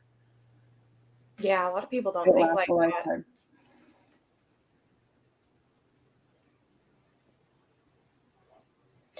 Jing says that's so great that your mom shared it with you. Can you imagine being in court at that age? I couldn't. I know. I don't think I would be able to testify. I would be too scared.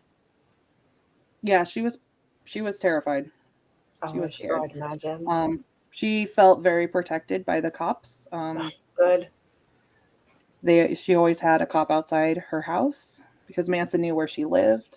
Oh my God. And well, at one point when they were raided, my mom went back home, not for long, but he showed up at the house and got her.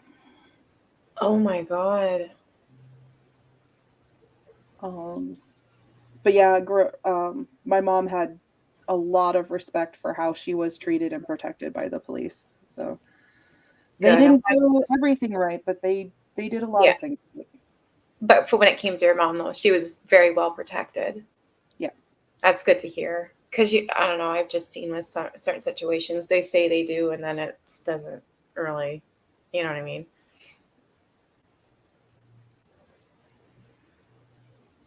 What, Jingaroo? What's your what for? They're like, what? Can you imagine being in court at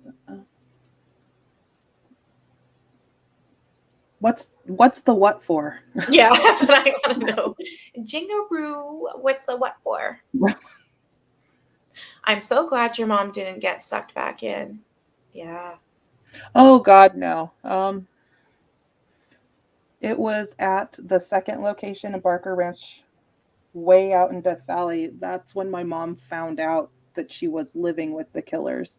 Jesus. And she immediately was trying to get out of there. It's not something my mom would have followed. Yeah. Thank God. Yep. But kind of She's thinking about it too, I'm pretty lucky that I was, if I was gonna have a parent that was in the Manson family, I'm ugh, glad I got like the right one and not one of the other. Yeah. Not yeah, I'm glad I'm not related to one of the killers, but if yeah. anybody watching this is, what they did is not your fault either. Yeah, that needs to be definitely stressed if you want to put like that, like a disclaimer for that, Mayor, that, any living victims or anybody who was involved, they're not to blame. They did it. The word was that he found her in her home. Did you or your mom ever think of writing your own book? My mom, before she got sick, wanted me to write one. And I have pages and pages of notes and about 50 pages started, but I am in that process. That's awesome. You were telling me that today, and I can't wait to read it. Like you were saying who you were going to call and stuff.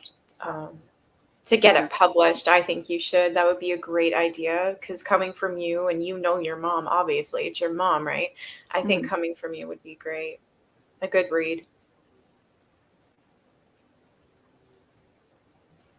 I'm going to end this at 9 though, guys. I don't want to go over 2 hours anymore because I know for myself, if I'm watching a live or I want to watch a video and anything over 2 hours, it's just like, okay, I've lost interest. You know what I mean? People get bored. So I'm just saying that now so that any questions you may have, we'll get them in now. And then we'll come back on Thursday. Let's see. Thank Unless, God your mom was able to get away. Yeah. Yeah, thank God. I yeah, wouldn't be here. exactly. Exactly. I admire your mom for having the courage to tell. Yeah, I asked her about it. I remember asking her about that when I was a teen. I was like, "How were you able to do that? They're threatening to kill you. They've tried to kill you. More on Yeah. that story later. But I was like, how are you able to then face them in court? And my mom said something very simple that like stuck with me. Hmm. She said, I had to be able to live with myself when I got older. And so I've said that to myself many times since, with situations just kind of in my own life and which decisions I'm going to make, right or left, type was you have to be able to live with yourself when you're older. Yeah. That's what it came down to. So that's why she Yep. testified. And I totally get that. M says I have to wait a whole week. I know. I really want to read the rest of this and have more conversations. Well, the only days that I have the Earth Seniors for is Thursday and what, Friday? Yeah. Yeah, I'm that's sorry, guys. I really am a nurse and I work a yeah. lot. So, and I don't want to take all her time away from her when she doesn't have to work, So that's why I just picked Thursday. So for sure I'll have her then. I mean, if you want to do Fridays too, we can do that, or we can just start off every Thursday and see how it goes. I think, yeah, Thursdays work a little bit better than these Fridays, at least the next couple. I'm sorry. Okay, then we'll stick with that. At least for the next couple. After that, I could probably do some Fridays. Okay, well there you guys go. So that's what we'll do then. We'll stick with Thursdays, and then we'll do Fridays when she's available. Do you think the name Manson has a stigma on it now? Yeah. Yeah, I was You just say gonna say. Manson, people usually know. Yeah. Um, I have younger members of my family that are teenagers that are starting to learn about this, and they've asked, who's Manson? And I've been very glad that they don't know who that is. Oh, good. But a Yeah. lot of people do know. I mean, it's almost like a household product. Everybody knows who Charles Manson is. I Yeah. mean, we were born in the 80s and we know so much about it just growing up, right? Well, you obviously more than me, but I mean, even I know about it. I'm Canadian and it's not even a Canadian story, but it's, I've yeah, seen my mom be interviewed by people that needed interpreters, so it was global. yeah.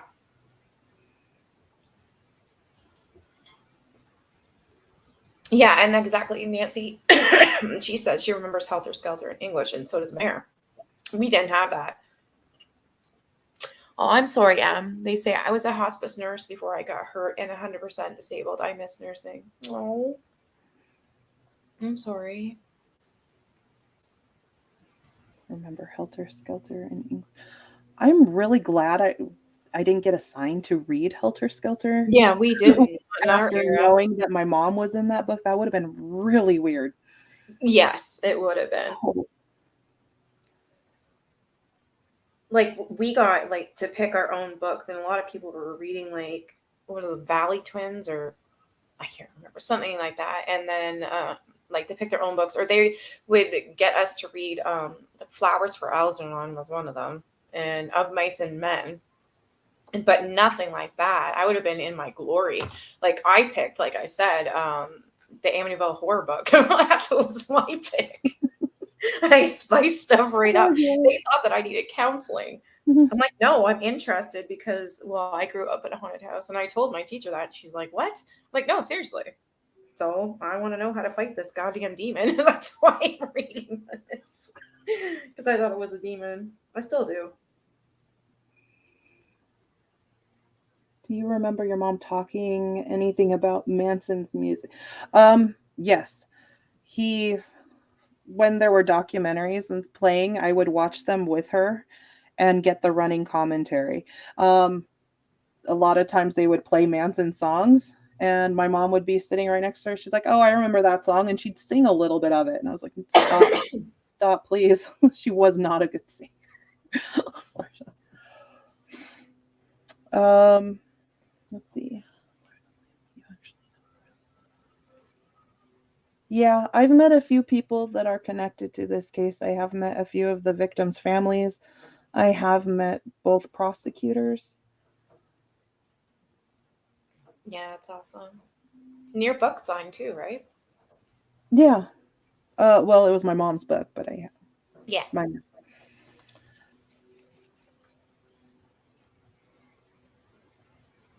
Oh, you're a nanny. That's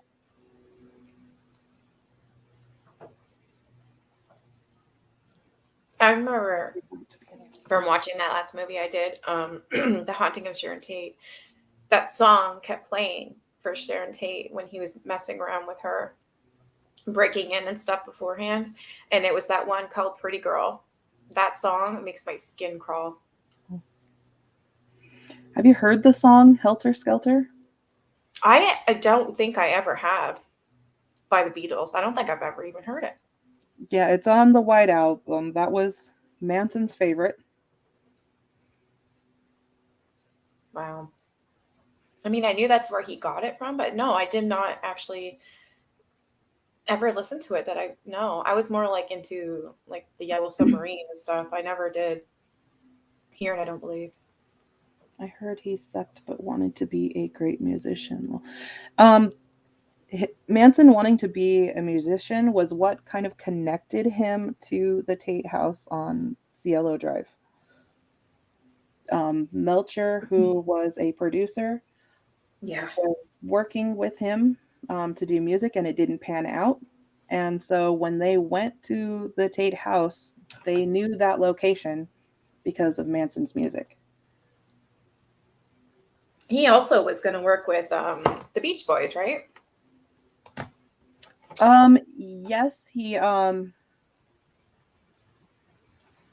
a song for them, but he didn't sing in their album. Yeah. Did they actually produce the song? Yeah, Oh wow. Okay, I I don't did not remember know which one it was.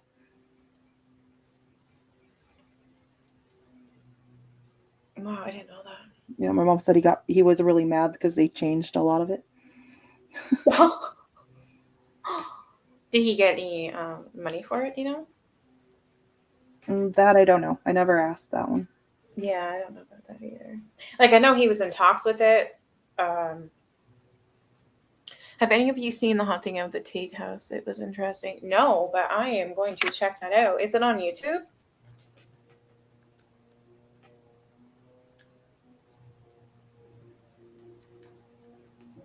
I haven't seen it. No, I love stuff like that. Is that more of a movie or documentary or? Yeah.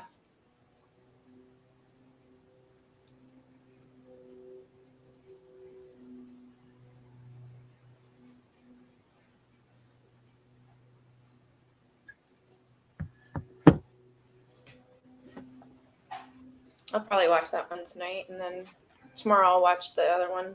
Actually, I want to watch Wolves at the Door again. I haven't seen that in one in a bit.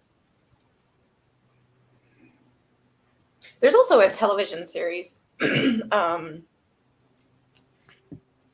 looks like a documentary. Okay. There's a television series as well on Charles Manson, and it Excuse was me. on Netflix. There was two of them actually. David Duchovny was in one of them. The guy from X Files, Mulder. It's the new owner's account on what happens in the house. Wow, I want to see that for sure. That sounds awesome. Because I know there's a new house, but the other one, well, the original one was torn down, and there's a house built on top of it, and apparently it's haunted now. Wow, I'm gonna have to look that up. Yeah, actually, I don't know if I've seen it from that channel, but I did hear it EVP, and you can actually hear Sharon Tate's voice, and she's Good like night, in. Nancy. Good night, Nancy. I will check that out actually tonight.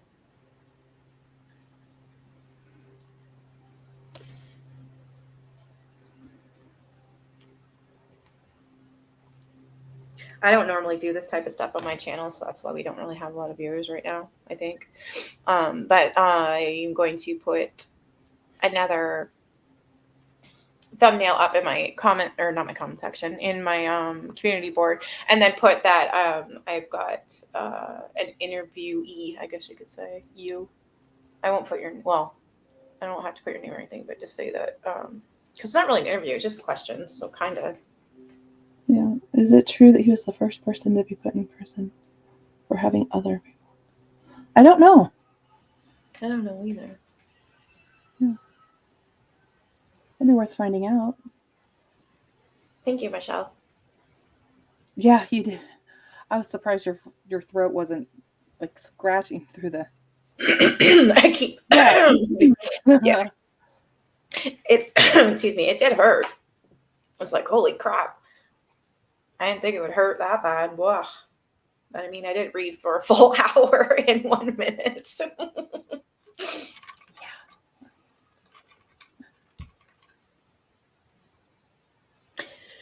I have to look that up and see if he was. Maybe next Thursday that we'll have more people now that they know, like when more people see this, because it'll be out for a week, right? So I'm assuming more people will take a look at it and realize what's going on. That I have you, my like best guess in the world, on here, an actual woman whose mom was involved. I mean, I would imagine more people will tune in. This is a great story and an awful story, but it's a great one to be told from you as well. I mean, I think that it'll be received very well. Want me to tell you how my mom joined the Manson family real quick? It's a quick Yes, one. I do. This actually, because it is like such a easy, simple story, that's what scared the crap out of me when I heard this story. So my mom was just walking down Topanga Canyon. Okay. She had gotten mad at her dad, my grandpa, and kind of said, I'm not grounded, screw this, and jumped out the window and walked down the canyon, took off. Typical teenager. Yeah. And a car drove by and said, hey, want to go with us to get some fruit? And she said, okay. And that's it. That's how my mother joined the Manson family. Yeah, That's you it. never know who you're friends with. So be Thanks, Michelle. I'm careful. going to try that. Yeah. That's crazy. Literally just jump out the window because she's like, nope, I'm not going to be grounded. No, screw Walks this. I'm down out of here. the canyon and gets offered a ride to go pick fruit. That is crazy. Yeah, that's it. Do you think your mom harbored guilt, even though she wasn't involved in them? Yes. Yeah, Yes. I agree. Very much so. Survivor's guilt, right? I'm sure she had that. You cried a few parts that I read. Yeah, it affected her. She had a lot of sympathy for those victims. It tore her up. I can imagine, poor girl. Like, I mean, I'm sure she knows it's not her. She wasn't a part of that travesty at all. It's not her fault, but I can just imagine how she felt. Probably. I mean, it's the Charles Manson story. And to be a part of that's insane. How was she able to cope with it?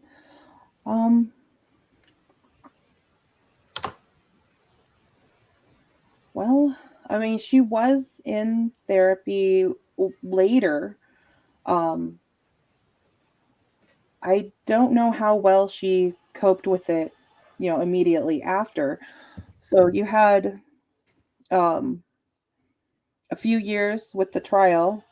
One of the women that Leslie, who was convicted, got a retrial. And so wow. that kind of went on for years. I didn't know she got a retrial. Yeah.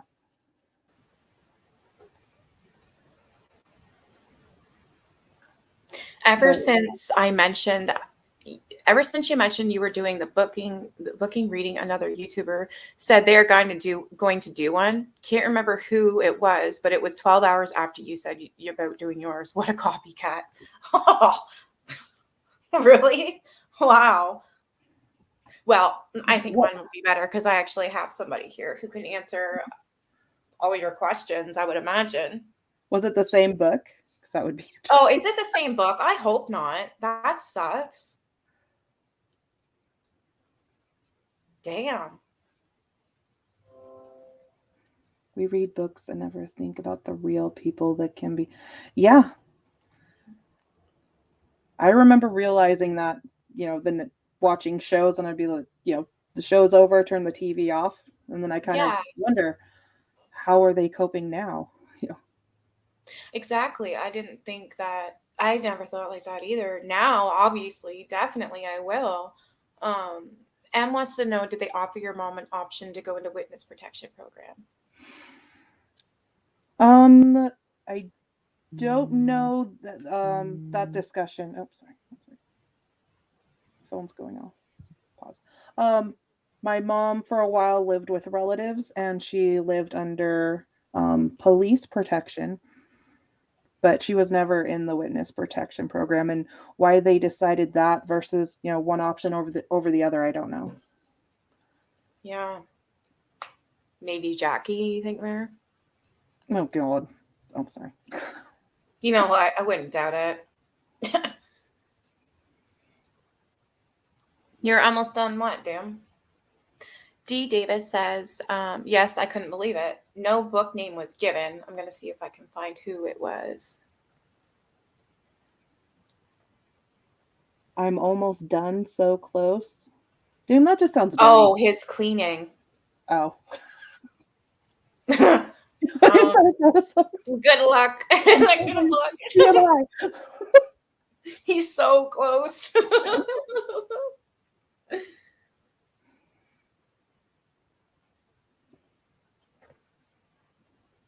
I haven't seen you in a while there, Miss Sweet Melissa. I'm glad to see you. Wow. Cleaning, you daft nun. What the hell else? What did you just say to me? Cleaning, you daft nun. I told you I'm preparing for my pups. Jesus, Artie. Jesus, Artie, you pervert. Yeah, I'm curious too, Mayor. I wish peace and calmness to everybody. Sleep well. You too, Nancy. And every Thursday we'll be back at 7:00 at night. Just do them. You got a new subscriber from Michelle. You're welcome. Almost done with his cupcake. Oh.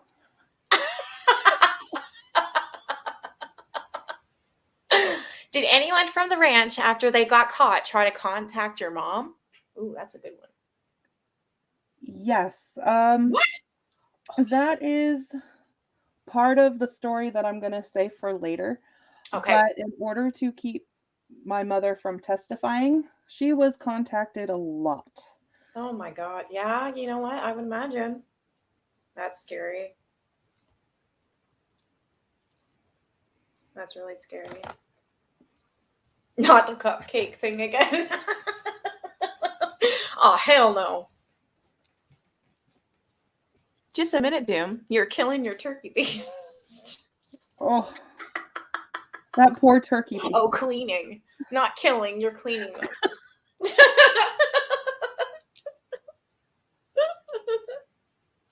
All right, guys, I'm going to end it here. I'm way too intuitive and inquisitive. No, this is what it's for. I'm going to read literally a chapter every Thursday at 7, and then it's going to be open for discussion. Absolutely. No, thank you for asking questions. Yeah, that's what she's here for. I got my got my girl up here. That's what she's there for. Because I can't honestly answer all these questions. I had nightmares off the cupcakes.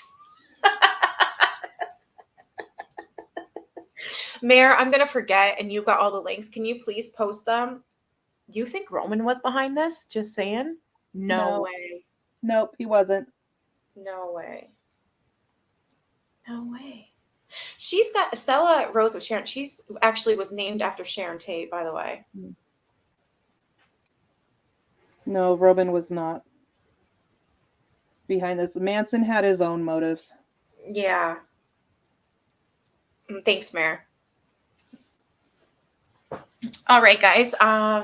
We will see you on, well, like I said, every Thursday at 7 p.m. Eastern time. And I'll get Mare to post the links for me under this video for all the stuff that she posted. She's awesome. She's like my new #1 mod for that. Absolutely. I hope you guys have a great night. I hope this was good. I hope you guys really enjoyed it. I love it. This is like screw KJ. This is my jam. I will download the videos I watched to find out who it is. It pissed me off they were doing the same thing as you. Yeah, that sucks.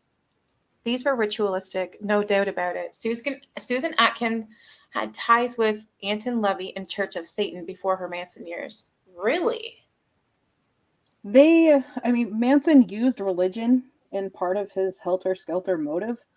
I'm sure he knew quite a bit about it and many types that he could pull from to help him use control. But they were there for one purpose, and that was to promote Manson and his Helter Skelter theory.